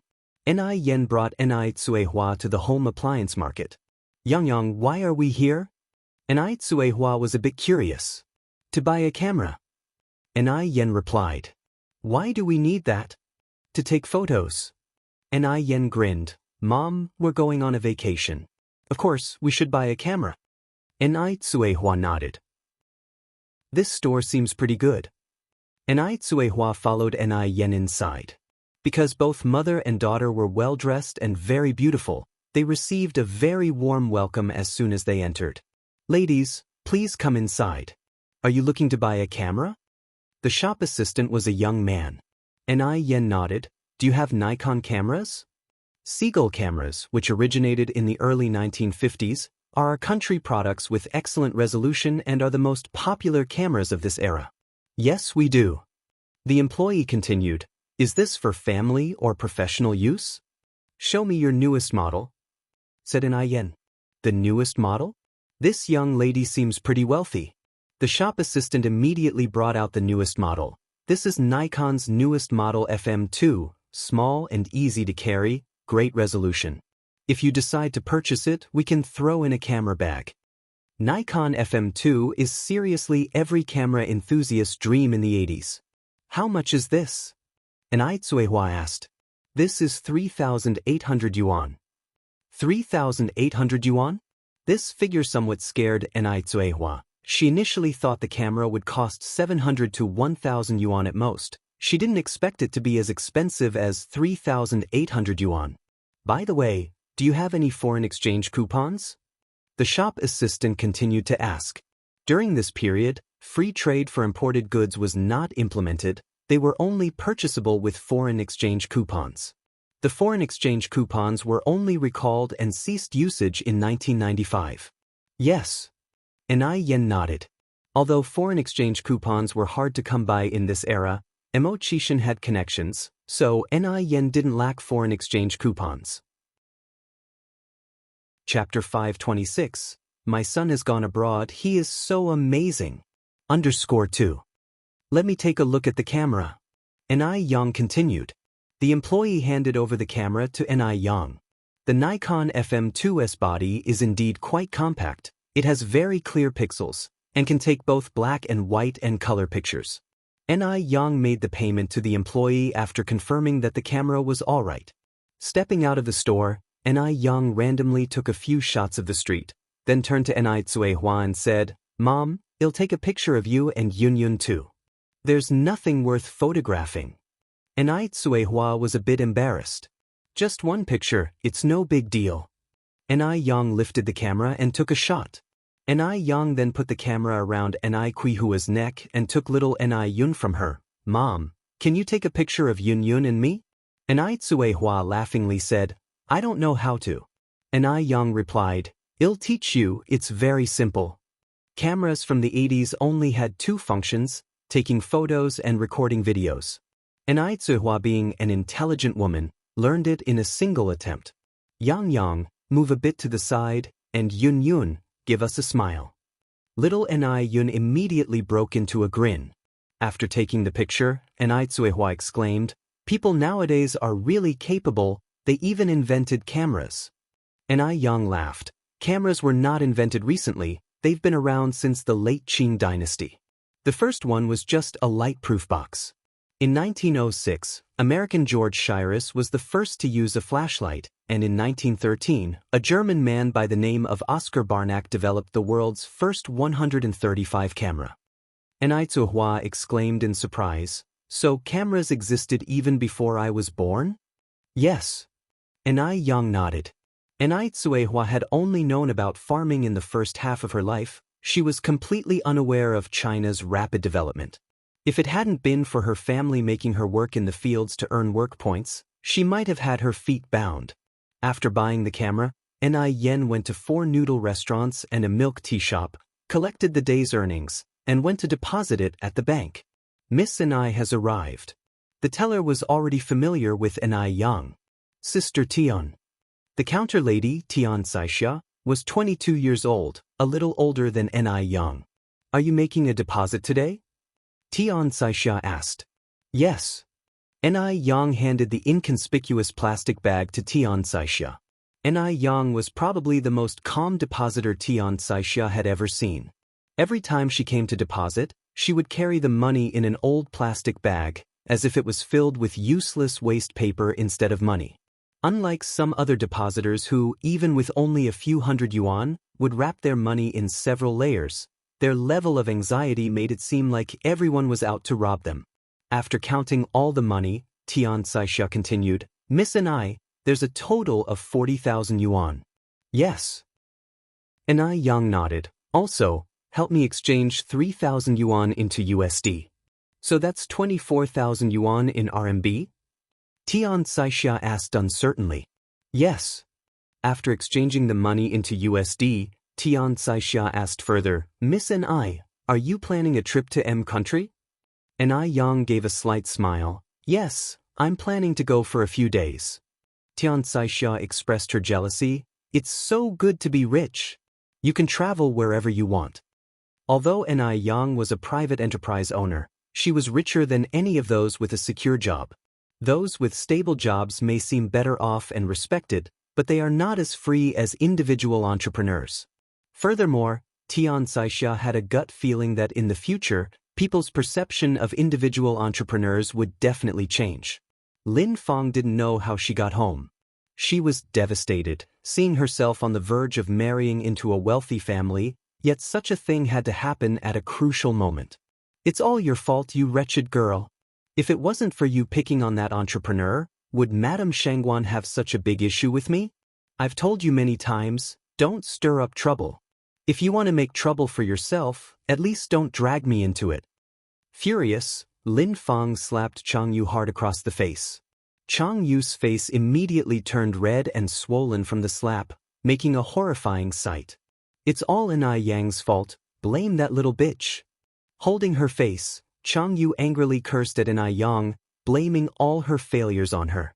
If it wasn't for Ni Yang, she would never have offended Madame Shangguan. And you dare to blame others? Lin Feng landed another slap on Chang Yu's other cheek. If it wasn't for you, I would be discussing marriage with Shangguan Dehui now. Chapter 527. My son has gone abroad, he is so amazing. _3. Lin Feng is such a person. When nothing happens, she is as kind as a loving mother could be. But when things go wrong, she turns her back on everyone. If it harms Lin Feng's interests, even a mother-daughter relationship won't prevent her from being merciless. I'm sorry, Mum, I'm sorry. Blood trickled from Chang Yu's mouth, distorting her words. Go stand facing the wall and reflect on your actions. Lin Feng pointed at the wall. Go now. Chang Yu walked to the wall, knelt down, and began to self-reflect. At that moment, there was a knock on the door. Lin Fong tidied her hair and went to open the door.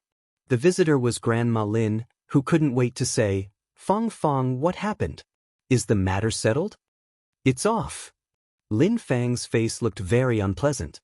"Off?" Grandma Lin was amazed. It was supposed to be a done deal. Why would it fall through? With that said, she noticed Chang Yu kneeling by the wall and asked, "Why is Xiaoya still kneeling there? Have you punished her?" "You ask her yourself what good things she has done."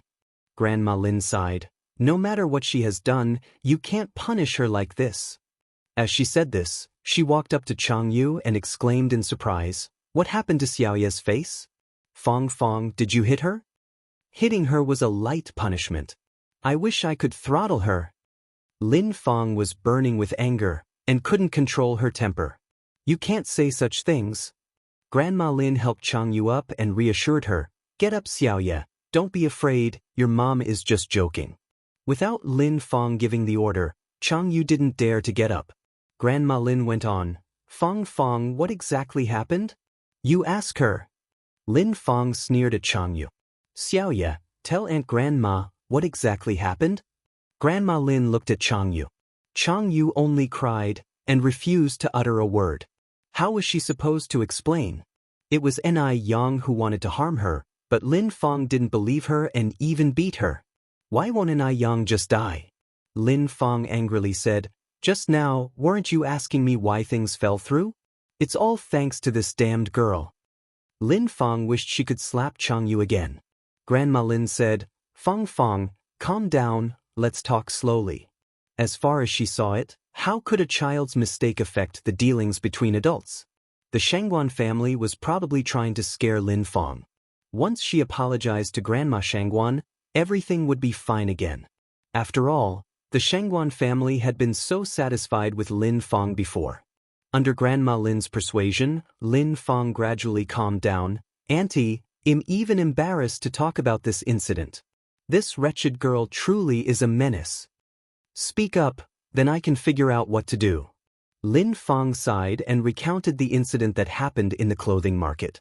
Hearing the course of events again made Chang Yu tremble with anger. Grandma Lin's face also darkened. It wouldn't be too bad if they offended anyone else in the Shangguan family, but they had to offend Grandma Shangguan of all people. Disastrous. You really messed things up. Grandma Lin continued, "But it's not entirely Xiaoya's fault. You're the one to blame.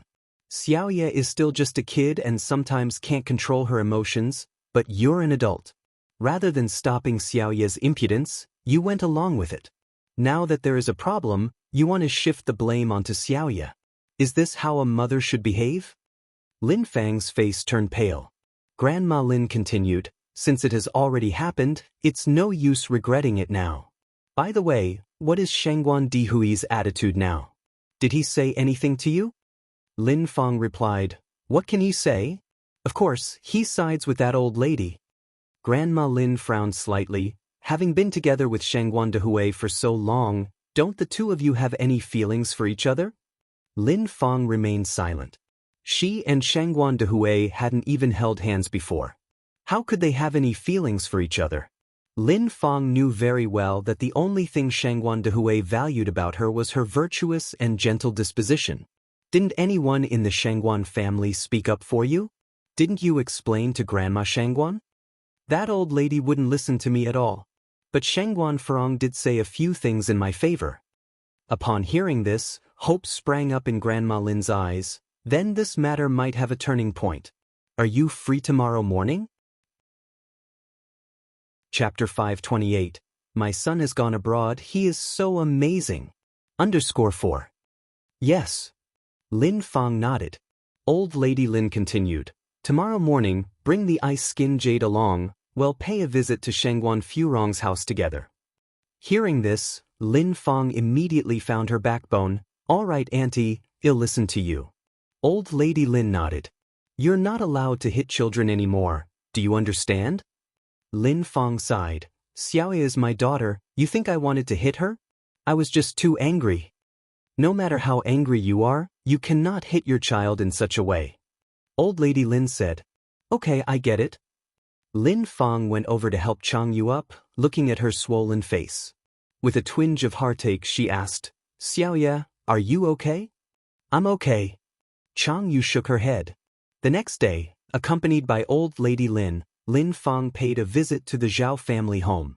Shengguan Furong's husband's family, the Zhao family, were also wealthy. Their villa was no less splendid than the Shengguan family's residence. After the servant announced their arrival, Old Lady Lin and Lin Fang waited for quite some time before meeting Shengguan Furong. Old Lady Lin, what brings you here? Shengguan Furong emerged from her house. Furong. Lin Fang immediately approached. Shengguan Furong looked up at Lin Fang, her eyes revealing disappointment at Lin Fang's lack of coping skills. She had high hopes for her sister-in-law. Lin Fang was beautiful, her family background was good, her job was decent, and she was good at being sociable. Who would know that Lin had managed to upset the matriarch of the Shengguan family? Shengguan Furong tried to mediate for a long time, but the old lady was not giving in. She was at a loss for what to do. Shengguan Furong did not mince words. If you're here about that matter, you might as well not mention it. My mother has made up her mind. 10 oxen could not pull it back.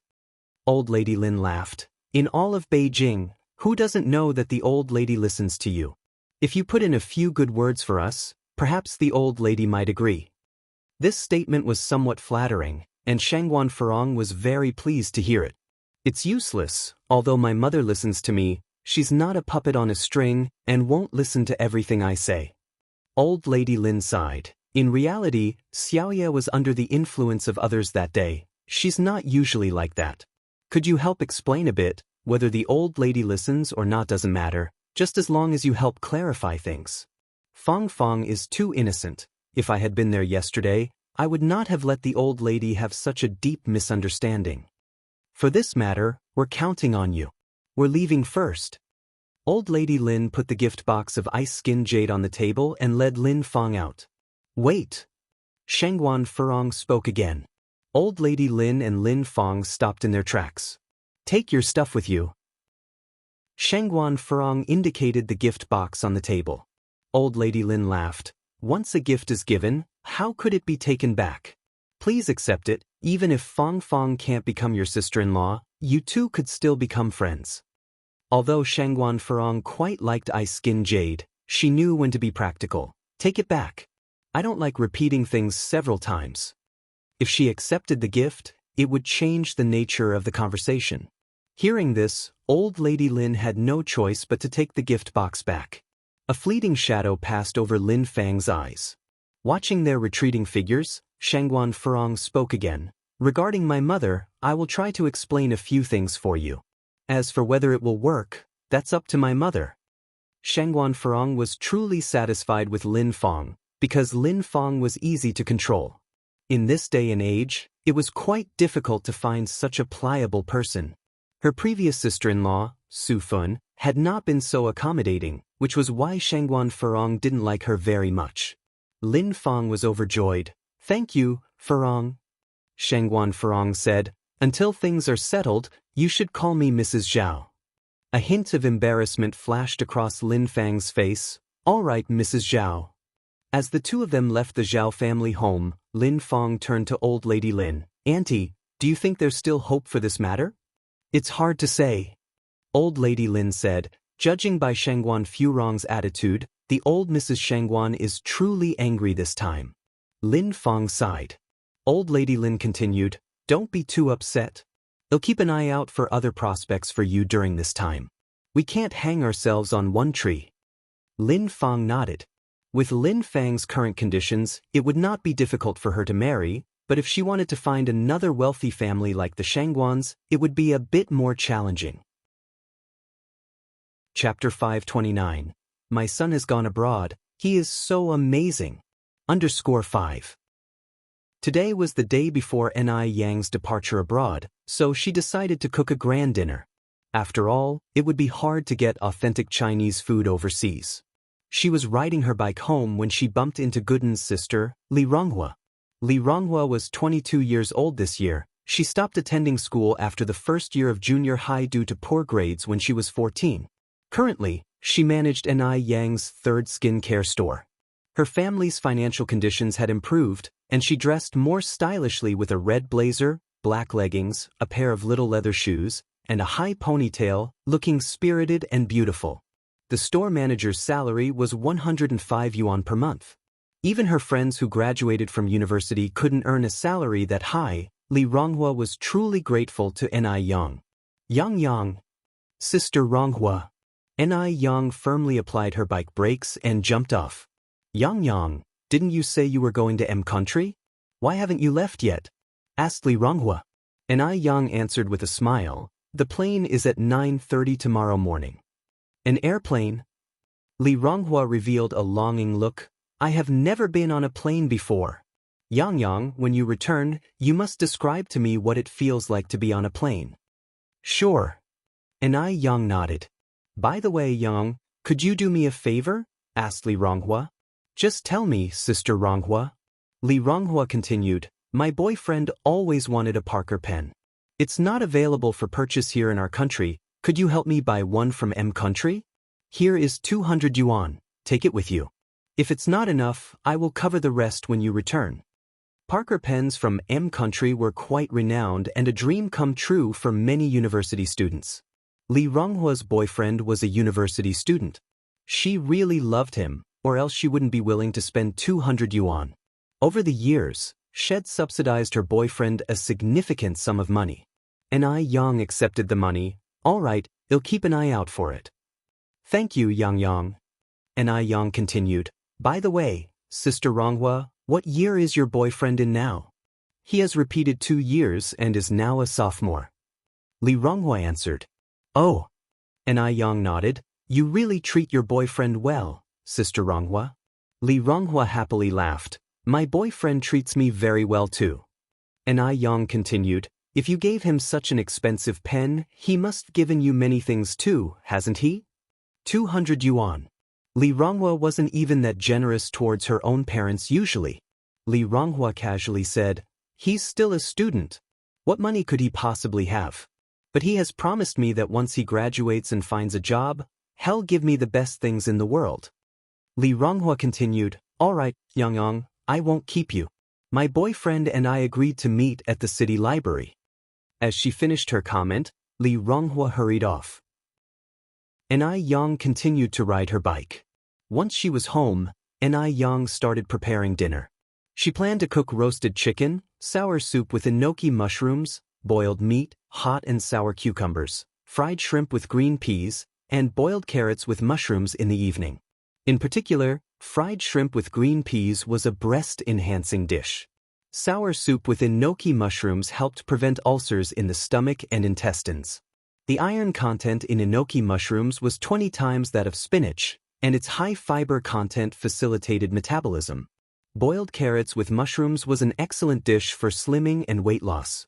The Compendium of Materia Medica had once stated that carrots could rid the body of illness, nourishing the body. They were good for the heart, stomach, and viscera, as well as induced a good appetite. When cooked with mushrooms, the dish was effective in slimming and losing weight. Since she was about to leave the country, her last meal at home not only needed to taste good but also needed to be nutritious. The changes brought about by the nourishment of food and skincare over the year were palpable not only on Xianxia and Xianxia but also were immensely impactful. If she hadn't seen them every day, Xianxia would have almost thought they were completely different people. Of course, the change in Xianxia herself was not insignificant. During dinner, Xianxia had even opened a bottle of white wine and drank to toast a few glasses with Xianxia. The next morning, Xianxia and Xianxia left the house with her luggage. Chirp! Just as they stepped out, Duo flew onto Xianxia's shoulder and rubbed its little head against Xianxia's chin, as if showing affection. Duo, be good, go back. We will be back soon. Auntie and I will feed you in the meantime. Chapter 530. My son has gone abroad. He is so amazing. _6. Chirp, chirp. It was as if Duo was being grumpy. Pets are not allowed on the plane. Once they are, he'll bring you along for a trip, okay? Duo rubbed against Ni Yang's chin again, looking as if it were wronged tremendously. I'll bring you premium bird feed when I return. Upon hearing premium bird feed, Duo's pair of glossy little eyes instantly lit up. It spread its wings, flew up high, and let out a few happy chirps. You should head back now. Ni Yang waved at it. But Duo did not go back immediately, it only followed Ni Yang to the village entrance. There was a black car parked at the village entrance, with Wu Daming sitting in the driver's seat. Since Mo Qishan wasn't in the country, the task of driving Ni Yang to the airport fell on Wu Daming. Wu Daming. Ni Yang walked up and knocked on the car door. Wu Daming got out of the car by opening the door and took over the suitcase from Ni Yang. Sister-in-law, you and Auntie are so early. I thought you guys would leave later. The plane was at 9:30, and it wasn't even 7 yet. Ni Yang smiled and said, it's better to arrive early than to miss the flight. I'm sorry for troubling you with the driving. Sister-in-law, you're too polite. My brother specifically asked me to take care of you before he left. Actually, there wasn't much for him to take care of with Ni Yang. She could drive herself, she could earn her own money. Before encountering Ni Yang, Wu Daming never knew that a girl could be so capable. Sometimes, he even suspected that Ni Yang was a boy. Goodbye, Duo. Before closing the car door, Ni Yang waved at Duo who was flying in midair. Chirp chirp. Duo was spinning circles on the top of the car. Ni Tsuehua, holding little Ni Yun, said, Yun, let's also say goodbye to Duo. Upon hearing this, little Ni Yun immediately waved at Duo. Wu Daming joked, this bird sure is smart. It wasn't long before the car arrived at the airport. Ni Yang handed the camera to Wu Daming. Wu Daming, can you take a picture for us in front of the airport? Having been reincarnated once, Ni Yang knew how precious these days were. She wanted to remember each moment in her own way. Oh, sister-in-law, you bought a camera. Holy moly, an FM2. I've always wanted this camera, but it's too expensive for me to afford. When's your birthday? Ni Yang asked casually. Without thinking, Wu Daming answered, September 8th. Oh. Ni Yang nodded. As Wu Daming was fiddling with the camera, he said, Sister-in-law, pose with a sign. Ni Yang struck the classic scissors sign. The scissors gesture became popular in 1941, first used by Winston Churchill in a speech, expressing the determination to win. That's perfect. Wu Daming took a few shots. Ni Yang took the camera back. Thanks a bunch, Wu Daming. It was only 8:30 then, still an hour until boarding time, so Ni Yang and Ni Tsuehua made themselves comfortable in the waiting area. There were a lot of people in the waiting area. Little Ni Yun was at the airport for the first time, extremely excited, continuously babbling, but nobody understood what she was saying. Ni Yang was sitting in the third row and could clearly hear the conversation of two aunties nearby. My son is really amazing. He's a sophomore at the foreign language university and there are countless girls throwing themselves at him. Look, this bracelet I'm wearing, it was a gift from that little girl. Chapter 531. Arrived in M country, seeking medical help really? Another aunt appears skeptical. What a question. Do you think I'd lie about something like this? Never mind the single pearl, she even paid for my son's tuition and miscellaneous fees. Otherwise, where would I get the money to take a flight? There was a hint of bragging in her voice. The other aunt seemed even more incredulous. Even though extravagant dowries were not expected anymore, having a woman going out of her way to pay for a man was unheard of. It's not like she can't get married. Isn't this simply degrading oneself? You still don't believe it? The short-haired aunt continued. She's visiting our home next month, surely bringing a pile of gifts along. You should come and see for yourself. She wasn't lying. Her son was indeed capable. She was filled with pride that he had a woman willingly offering herself to him. So this young girl is now your son's girlfriend? The short-haired aunt answered proudly. At first, my son wasn't willing to accept her, but she was so persistent he felt compelled to agree. The other aunt expressed her admiration. Your son really has quite the skills. Indeed. That's why education matters. My son, aside from being a university student, is also handsome. If we were in ancient times, he would likely have 3 wives and 4 concubines. Just last week, she bought my son a pair of sneakers worth 68 yuan. That is equivalent to a month's salary for an ordinary worker, quite a significant expense indeed. The young girl's family must be wealthy? Wealthy? They're just a poor 3-generation family of peasants. There was a strong hint of disdain in her voice. And she still treats your son so well? Doesn't she like my son? Of course, she must treat him well. If he discards her, what can she do? It's all because her son is capable. The other aunt threw her an envious look. Listening to this conversation, Xianxia furrowed her brows, her thoughts involuntarily drifting to Li Ronghua. Li Ronghua was great to her boyfriend, but would she end up in the same situation, throwing herself at his family? Sometime later, the airport broadcast announced boarding. Xianxia accompanied Cuihua to check their tickets. Although little Yun didn't need a ticket, considering the long flight and to not inconvenience the other passengers, Xianxia also bought a ticket for little Yun. 3 seats were in a row on the plane, conveniently allowing little Yun to sit in the middle. As the plane took off, the huge thrust created a discomforting sensation of ringing and pain in the ears. Cuihua turned pale with fear. Is the plane going to fall from the sky? Mom, don't worry, this is just the imbalance of pressure inside and outside the middle ear. It'll pass soon. Xianxia comforted Cuihua, and as if on cue, the plane started to stabilize. Cuihua was still somewhat worried. The thought of the plane suddenly falling from such a height was terrifying. It's too horrifying. Mom, look outside the window. At her words, Cuihua turned her gaze out of the window. The outside view was spectacular with a clear blue sky and fluffy white clouds, creating an irresistible urge to fling open the window and rush out. Cuihua never imagined that she'd be on a plane one day. There is an old saying, why don't you just go to heaven? And now she was literally in the heavens. It's so beautiful.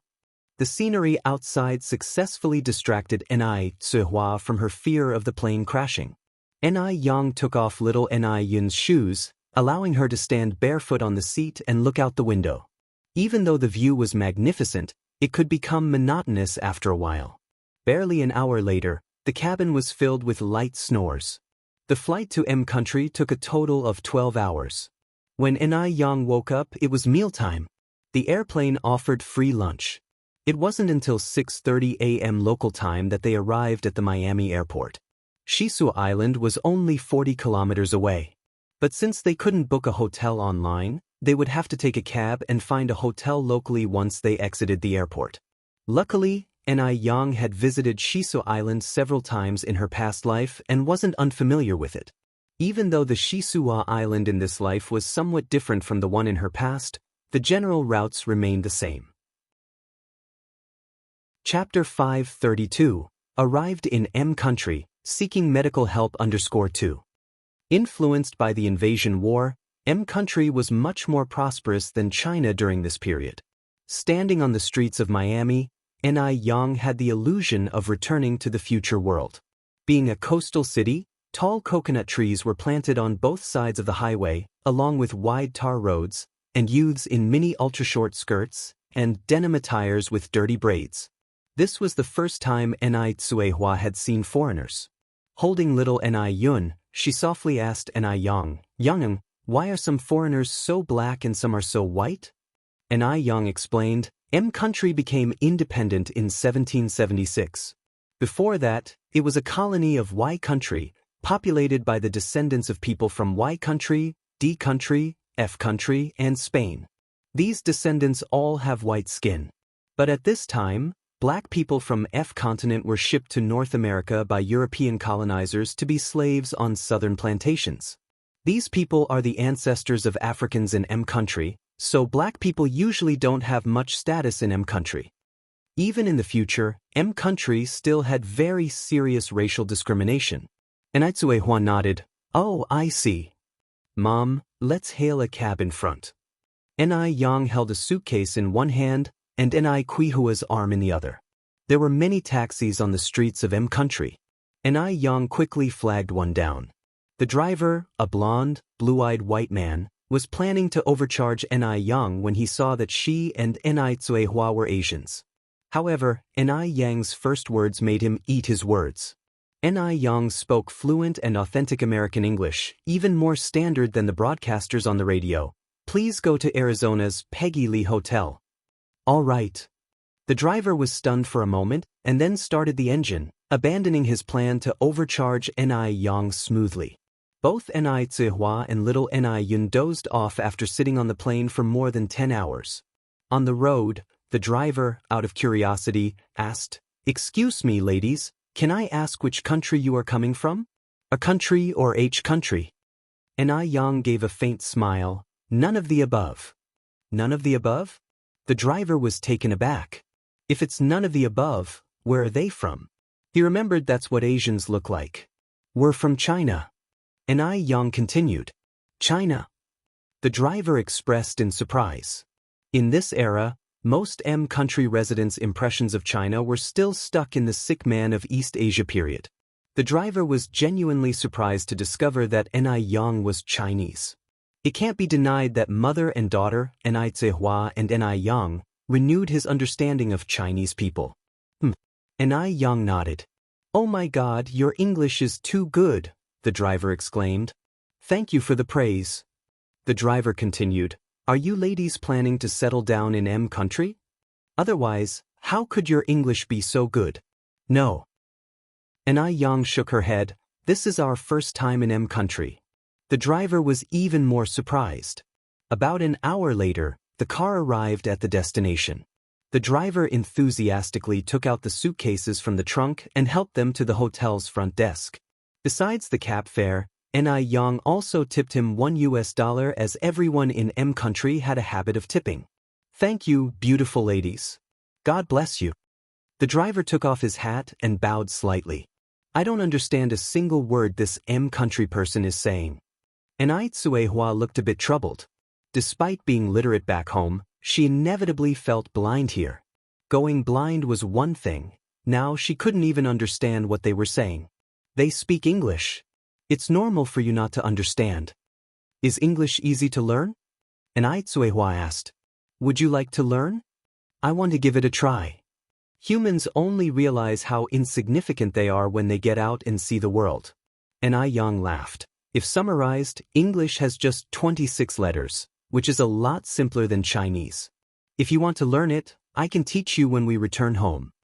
Starting to learn English seriously is much easier than Chinese.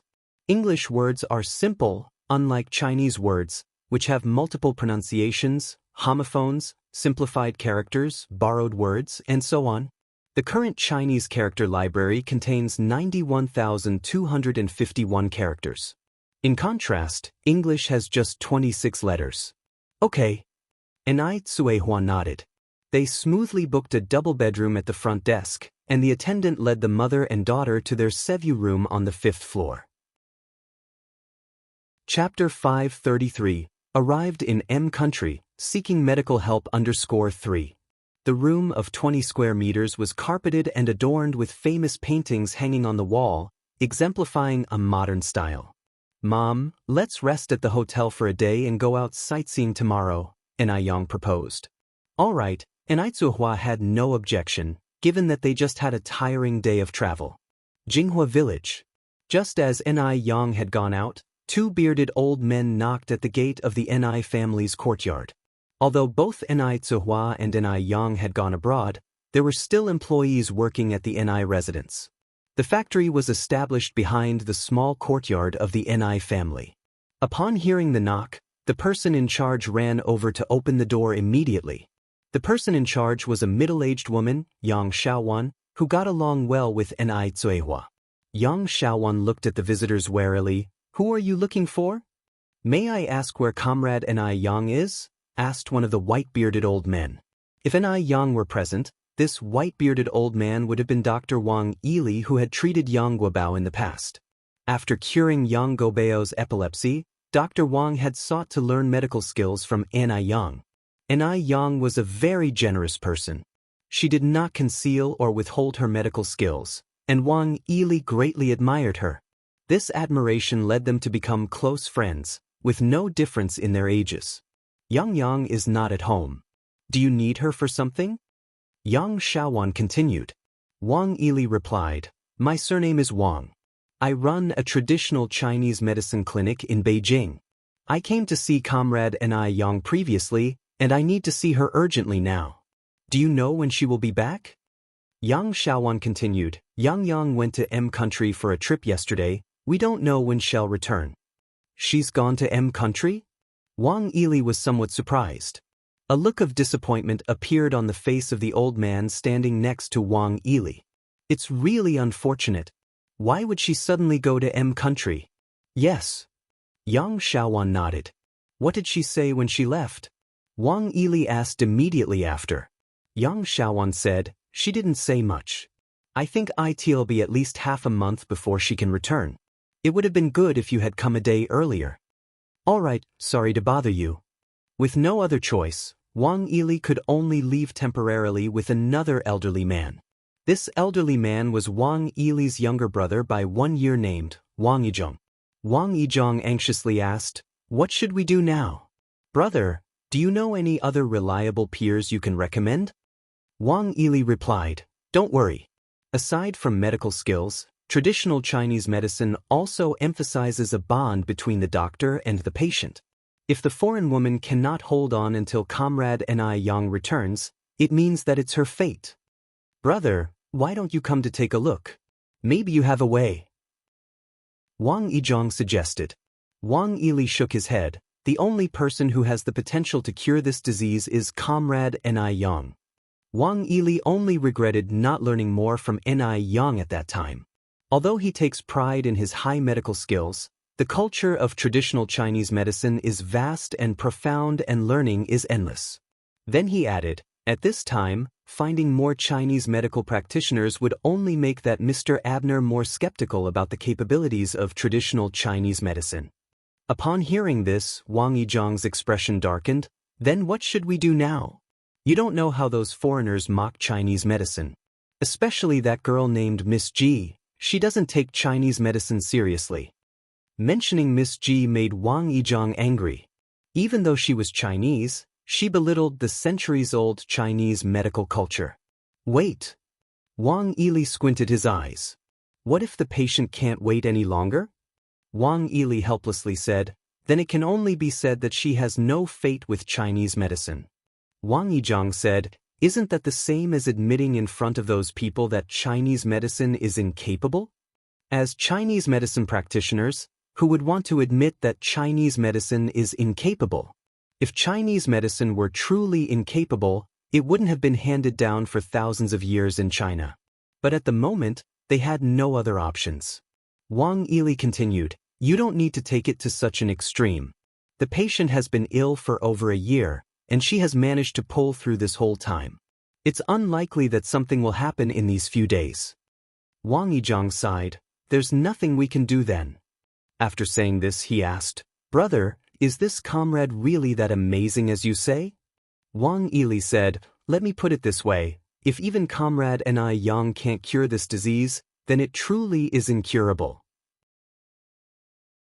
Chapter 534. Arrived in M country, seeking medical help _4. The Wang family have been practicing traditional Chinese medicine for generations, and Wang Yili is exceptionally skilled in medical arts. There are few people he greatly admires, and Yang was the first. Wang Yizhong also grasped the weight of this sentiment. Then we can only take this approach currently. Upon reaching the edge of the village, Wang Yizhong got into a different car. Bro, I am going to pay Mr. Abner a visit. Go ahead. Wang Yili nodded. Just as their car stopped before the manor, Ji Ro walked over from the other side, her face filled with mockery. Dr. Wang, how did it go? Did you manage to invite the divine doctor? Though Dr. Wang didn't feel like engaging Ji Ro, she was, after all, in charge here. It happens that the divine doctor was not home today. He went on a trip to M country. Oh really? Ji Rao's mouth twitched into a smirk. Dr. Wang, is it really that hard to admit that traditional Chinese medicine doesn't work? You know, once someone tells a lie, they have to tell 100 more to cover it. What nonsense about a divine doctor? It was just an excuse by Wang Yizhang. Ji Rou just didn't believe that there was such an effective divine doctor in China. Do I have a reason to lie to you? Wang Yizhang retorted angrily. Ji Rou laughed. Do you think I don't know what you're thinking? Your wife's malady is clearly a matter of days. You're just trying to buy time. By then, you can take credit in front of Mr. Abner. After all, if there's no merit, at least there's hard work. I'm not as shameless as you think. Ji Rou continued. I fear you're even more shameless than I've imagined. Wang Yizhang was really furious. He had never encountered such an disrespectful junior. Are you or are you not a Chinese? I am now. Ji Rou continued, but don't worry, after tomorrow I won't be. She had already applied for immigration. With the help of Mr. Abner, her visa would be approved by tomorrow. After tomorrow, she would be a bona fide citizen of F country. Just then Mr. Abner walked out. Dr. Wang, you're back. How did it go? Did you see the divine doctor? The anger on Wang Yizhang's face faded a bit. He regretfully shook his head. Unfortunately, the divine doctor just happened to go abroad. Mr. Abner frowned slightly. When will the divine doctor be back? Before Wang Yizhang could speak, Ji Rou interjected. Dr. Wang, is the divine doctor's return indefinite? She deliberately emphasized the words divine doctor and indefinite, imbuing them with a hint of ridicule. Wang Yizhang's face turned a shade darker as he nodded. Ji Rou's face broke out in a smile. Mr. Abner looked at Wang Yizhang, his face full of disappointment. He had put all his hopes on him, but Wang Yizhang had repeatedly disappointed him. At this point, Mr. Abner couldn't help but doubt, is traditional Chinese medicine really effective? If so, why are these people consistently evasive? You can leave first. Mr. Abner looked at Wang Yizhang. Mr. Abner. Go back. Mr. Abner continued, come back when you find the divine doctor. Ji Rou walked up to Wang Yizhang and gestured a please leave. Her lips curled into a smile. Dr. Wang, please. With no other choice, Wang Yizhang had to follow Ji Rou and leave. Just as they were about to reach the gate, Wang Yizhang suddenly turned back. Mr. Abner, rest assured, I'll definitely invite the divine doctor to treat your mother's illness. He was determined to reclaim the dignity of traditional Chinese medicine. Mr. Abner didn't say anything, he just turned around and went into the house. Ji Rou mocked. Dr. Wang, it's broad daylight, how can you still dream? Wang Yizhang snorted, and left with a flourish of his sleeve. Country, Miami Hotel. After resting in the hotel for a day, she woke up refreshed the next morning. After freshening up, Yang started picking out clothes in front of her suitcase. She didn't have a lot of clothes with her this time. A simple t-shirt with jeans, a retro-styled button-down shirt with black wide-leg trousers, and 2 cheongsams. She mainly brought clothes of traditional Chinese style. After hesitating, Yang finally chose a light-colored cheongsam. The light-colored cheongsam, along with red edges, embroidered with lifelike flowers on the chest, was harmoniously matched with a pair of light-colored high heels. Simply perfect. After changing into the cheongsam, Yang took a red retro hairpin from a small jewelry box and put it next to her right ear. The tassels of the hairpin hung down to the earlobe. The red tassels and the vibrant embroidery matched perfectly. Chapter 535. Arrived in M country, seeking medical help _5.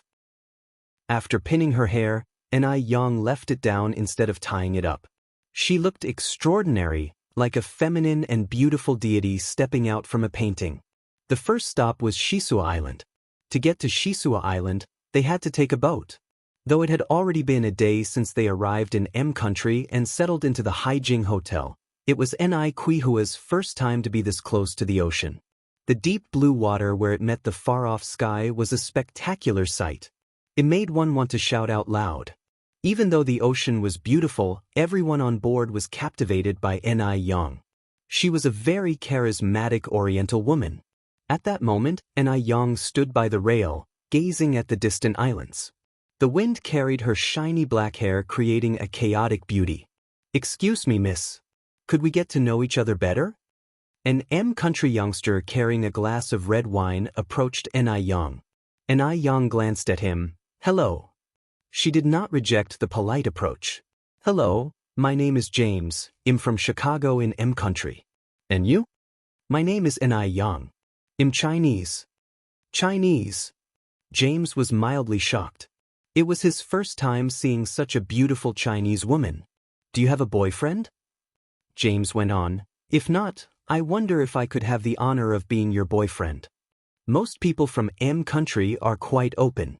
In the conservative 1980s, they were already into the trend of one-night stands, so it wasn't strange for them to bring up dating when they first met someone. I'm sorry, I already have a boyfriend. Ni Yang politely declined. Oh my God. That's such a pity. Your boyfriend must be really outstanding, right? James could hardly imagine the kind of Oriental man that could match this beautiful lady. Ni Yang slightly nodded. Yes, he is indeed a very outstanding person. To outsiders, Mo-Chishan might seem incompetent and useless. But in the heart of Ni Yang, he was the one and only Mr. Mo. Even after finding out that Ni Yang had a boyfriend, James wasn't disheartened and he invited her to join him. However, she politely declined. After James left, many other men approached Ni Yang and tried to flirt with her, but she politely declined them as well. Ni Zihua didn't understand what they were saying and curiously asked Ni Yang, Yang, what are they saying to you? Ni Yang smiled and replied, nothing important, just some casual flirting. Oh, Ni Zihua nodded. Soon, the boat docked on the island. There were already numerous people bustling on the beach, men in swimming trunks and women in bikinis. Upon seeing this, Zihua immediately covered her eyes. How can they dress like this? I can't bear to watch. How could they just wear their underwear and come out? And there were adult men here too. Ni Zihua, being a traditional woman, could not accept this kind of dressing. Ni Yang laughed. Mom, this is called a bikini, it's specially worn for swimming. Don't think they're exposing too much. They've covered what needs to be covered. No, I can't watch. The people of country had voluptuous bodies and when they wore bikinis, it was even more provocative. No wonder Ni Zihua couldn't accept it. Ni Yang pulled her mother's hands away from her face. What are you avoiding? Look around a little more, you'll get used to it. Almost all swimmers dress like this. Ni Zihua immediately replied, I don't want to dress like this, and I don't want to swim. All right, well just stroll along the beach and pick up some seashells, is that okay? Ni Yang led Ni Zihua towards a less crowded area. There were many fun things to do by the seashore. Ni Zihua and little Ni Yun played with the sand while Ni Yang went to rent beach chairs and an umbrella. She also bought 2 huge sunglasses on her way. Mom, this is for you. After putting on her sunglasses, Ni Yang handed the remaining pair to Ni Zihua. The sunglasses were large and covered most of Ni Yang's face once she wore them, leaving only the snow-white skin and red lips visible. Even though the cheongsam was of a vintage style, and the sunglasses were modern, there was no inconsistency when worn together on Ni Yang's face. Ni Yang, with her little shovel, was treasure hunting on the beach, and she even found a beached sea star in the shallow water. Mom! Ni Yang quickly called Ni Zihua. What is it? Ni Zihua immediately came over, carrying little Ni Yun. Mom, look here. Is this a star? Ni Zihua curiously asked. Oh, why is it moving? Ni Yang explained, this is a starfish, a marine creature. Can it be eaten? Ni Zihua asked further. Ni Yang nodded, yes, it's edible, but this one is too small. Little Ni Yun pointed at the starfish and said, put back in the sea. Ni Yang patted the little Ni Yun's head. All right, well put it back in the sea. Mom, let me take a picture of you. Okay. Ni Zihua donned her sunglasses and looked towards the camera with little Ni Yun. With a click, the camera captured this beautiful moment. Just then, a little girl collecting seashells walked by. Ni Yang handed her the camera. Excuse me, could you help us take a photo? Of course. The little girl happily took the camera. Being able to photograph such beautiful people was an honor for her. The little girl click, Click took several photos in succession. Thank you. You're welcome. The little girl handed the camera back to Ni Yang, extending a friendly hand. My name is Emily, and I'm 18. Nice to meet you. Ni Yang smiled and shook her hand. Nice to meet you too. My name is Ni Yang. I'm also 18 this year. Oh my God. What a coincidence. Emily exclaimed. Yes. Ni Yang continued. That's my mom, and that's my little sister. Your family is all so gorgeous. Like angels. In M country, the highest compliment one could give to another was to compare them to angels. You're very beautiful too. Soon, Ni Yang made her first good friend in M country, Emily. At noon, Emily took Ni Yang and her family to the most delicious restaurant on the island. Ni Yang paid the bill first. Emily felt somewhat embarrassed and said, Ni Yang, you're too polite. We're in my country, so I should be treating you. Ni Yang smiled. That's okay. When you visit China next time, you can treat me. All right. Emily nodded. What interesting places are there in China? Ni Yang immediately introduced Emily to the famous attractions in China.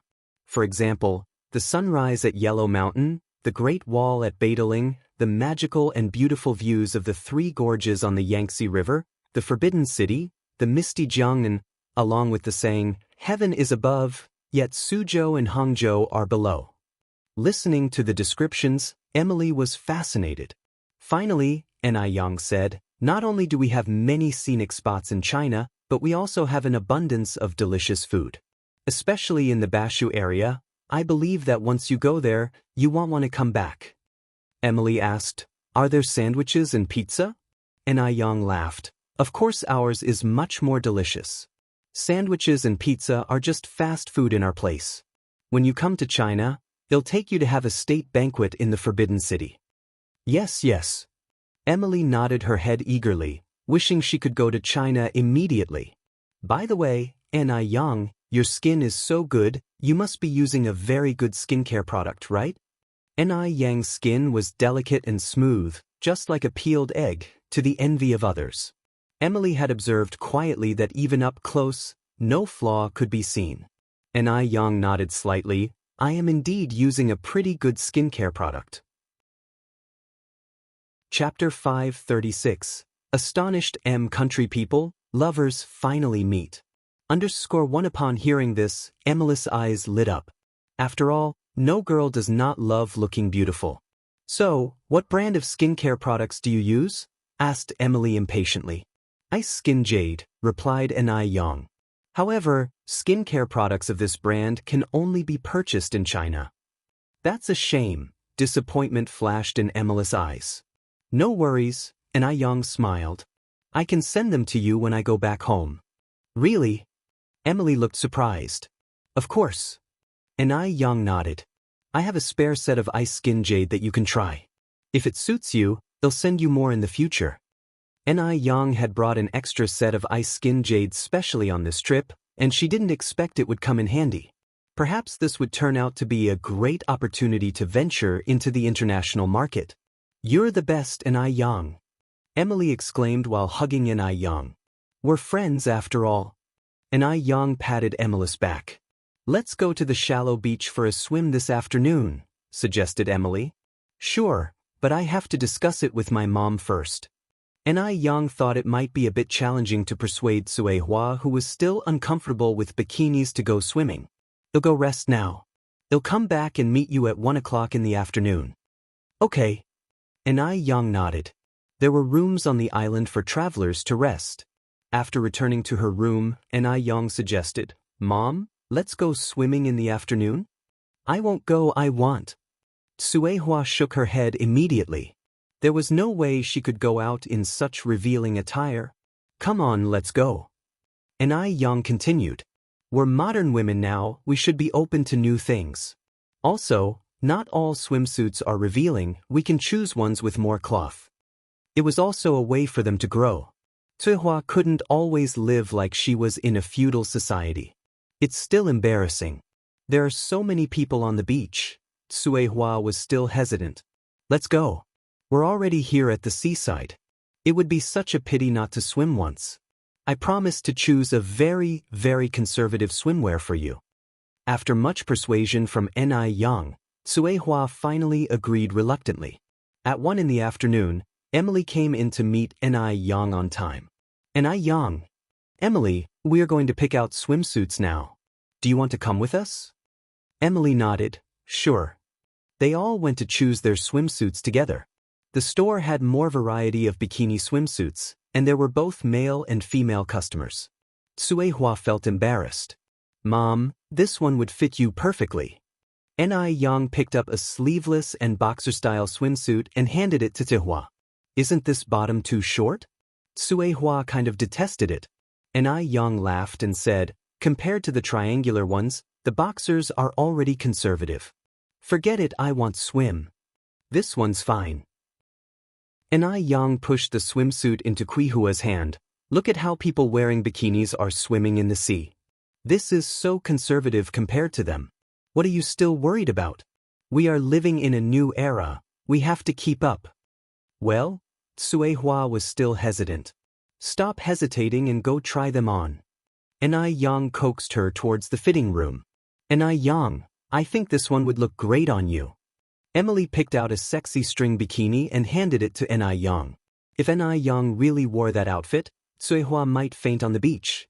No, no, no. Ni Yang quickly waved her hand. This one is too sexy. I think this one is just right. Ni Yang casually picked up a halter-neck swimsuit. Even though she felt free, Ni Yang still had to consider Qihua's feelings. Your figure is so good, what a waste to wear this one, said Emily. Ni Yang replied with a smile, this one looks very good too. After a while, Suehua came out of the fitting room in her new swimwear. It was quite snug, and she felt very uncomfortable, hiding her arms and legs with her hands. Oh my God! Auntie, your figure is amazing! Emily exclaimed in surprise. Qihua's figure didn't seem like someone who had several children. It was so good that even Emily, a young girl, was envious. Mom, you look fabulous. You don't need to cover yourself, said Ni Yang, laughing. Suehua wrinkled her brows slightly. This is too tight, it's uncomfortable. Chapter 537. Astonished country people, lovers finally meet. _2. No problem, you'll get used to it. Ni Yang brought Suehua to the mirror. Look at how beautiful you are. The woman in the mirror had a well-proportioned body and clear skin. Her facial features were exquisite, and there were hardly any traces of age on her face. She was a world apart from the rural woman she used to be, constantly exposed to the elements. Even little Ni Yun looked up and mumbled unclearly, "Pretty, Mama, pretty." "Auntie, are you also using that ice-white jade skin beauty product?" Emily asked. "Yes," Ni Yang nodded, "my mom is using it too."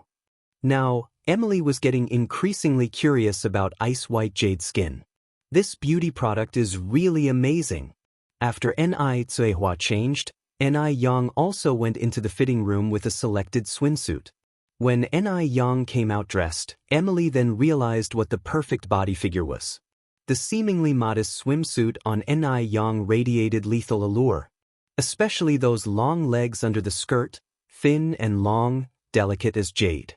Her slender waist appeared vulnerable to the wind, as if it would break with a pinch, but where she needed to be plump, she was not skinny at all, curvaceous and exquisite. Emily was so fascinated that she didn't even want to blink. If she were a man, she would definitely pursue Ni Yang wildly. Emily had chosen a popular bikini. She also had a great figure but not as balanced as Ni Yang. Europeans tend to be a bit plump overall.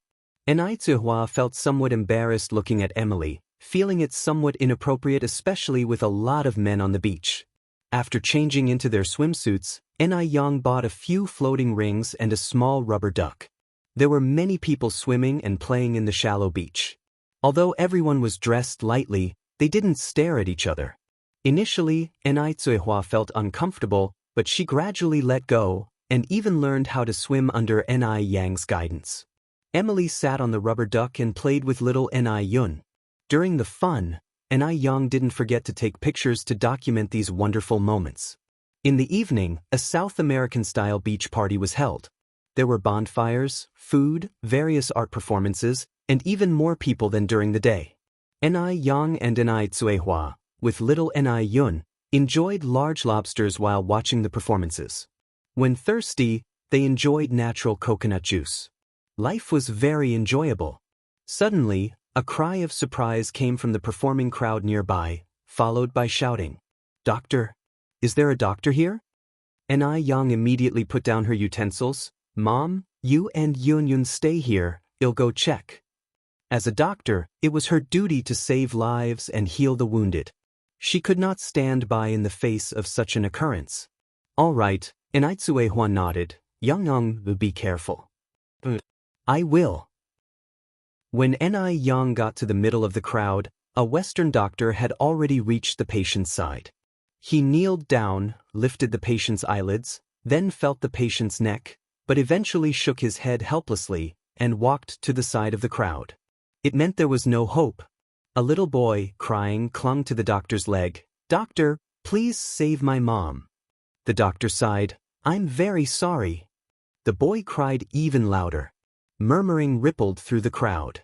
Ni Yang didn't say much, but directly went to the patient's side, squatted down, and put her hand on the patient's wrist. After a short while, she looked up and said, "Don't worry, your mother can still be saved." The boy immediately stopped crying and looked at Ni Yang unbelievingly. "Really?" "Yes." Ni Yang nodded. Upon hearing this, the crowd around was stunned, all looking at Ni Yang and whispering doubtfully, including the doctor who couldn't believe it. "The patient has no heartbeat. What kind of joke are you playing?" Western medicine from M country is the most advanced and developed. Even their leftovers introduced into Asia are mundane. How could an Asian solve a patient left helpless by Western medicine? Ni Yang explained, "No heartbeat doesn't mean she's dead. This is a case of alcoholic intoxication causing brain hypoxia, leading to a state of apparent death."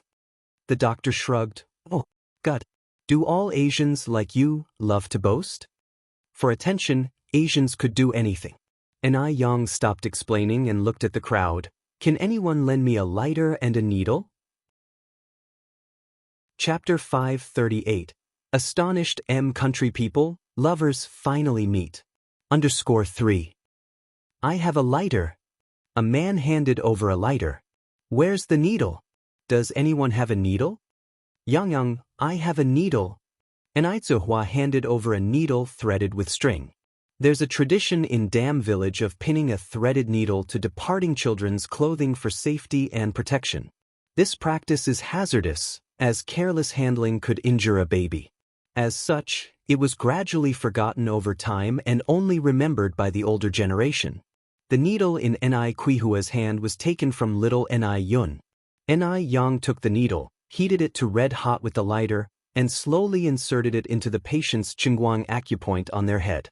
As soon as the needle entered, visible vapor began to emanate from the patient's head. The spectators were stunned. None of them had ever seen the art of acupuncture before. "Murder!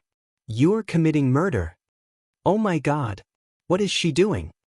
Ni Yang didn't bother to explain, removing the needle from the patient's head after a few seconds and then inserting it into their Rinzhong acupoint. A big man from M country couldn't bear to watch any longer. He rolled up his sleeves and charged over with his fists flying. "God, you bad guy, stop it." Ni Yang held the needle and gently raised her other hand, grabbing the man's incoming fist. "Calm down, I am saving her." In M country, Ni Yang was the foreigner. Seeing her dare to resist, the other onlookers also rolled up their sleeves, ready to fight. Just when things seemed to reach a boiling point, the child who had previously been crying exclaimed joyfully, "She woke up! Mom woke up!" When everyone looked, the middle-aged woman on the ground indeed came to. She was actually saving a life.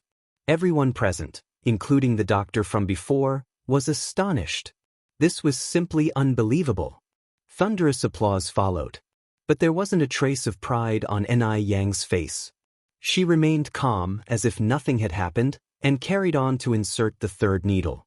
When she inserted the third needle, The pale complexion of the middle-aged woman gradually transformed into a healthy blush. She attempted to get up, but Yang held her shoulder down. Don't move yet. You've just woken up, take it easy. The middle-aged woman nodded. Open your mouth. Yang fed her a heat-clearing and detoxifying pill she carried with her. The pill was tiny, but its effect was potent. About 2 minutes later, the woman's expression cleared up. The Western doctor approached and asked, "How are you feeling now?" "I'm well." "That's incredibly miraculous." The doctor was still somewhat disbelieving. According to his diagnosis, the middle-aged woman was virtually gone. If he hadn't witnessed it all, he would never have believed this to be real. "Thank you, miss." "God bless you." The middle-aged woman stood up and bowed to Yang. "Thank you." The little boy also bowed. "You're welcome." "Was that acupuncture of ancient medicine you used just now?" someone asked in curiosity. "Yes." Yang nodded. With a look of sudden realization, the person declared, "Our country has a miraculous ancient medicine. You have such good medical skills. You must be from our country." He made his last sentence sound like a statement rather than a question. Upon hearing this, everyone present seemed to agree. Yang replied, "I am Chinese. The acupuncture I just utilized originated from ancient Chinese medicine." "China? Since when did China's medical skills become so good?" In M country's perception, China is a backward country. Even when they have subways, the Chinese still keep their long braids. Little did they know, China is rapidly developing, and its future is stunningly impressive. "So, did your China just recently import acupuncture from our country?" Yang frowned slightly. "Chinese ancient medicine has carried on for thousands of years. It's a genuine treasure." "When did it become our country's?" "During the Tang dynasty, our country sent numerous emissaries to China to learn advanced Chinese culture, which included miraculous ancient medicine." When it came to national interests, Yang obviously had to make things clear. In reality, our country learned many things from China, such as the tea ceremony, and even their traditional attire kimono was modeled after ancient Chinese hanfu. However, the people of our country, being selfish by nature, took these elements, revised history, and claimed them for their own. You're tuning in to the Wandering Hero YouTube channel. Don't forget to subscribe and join us on this journey to catch the most captivating stories.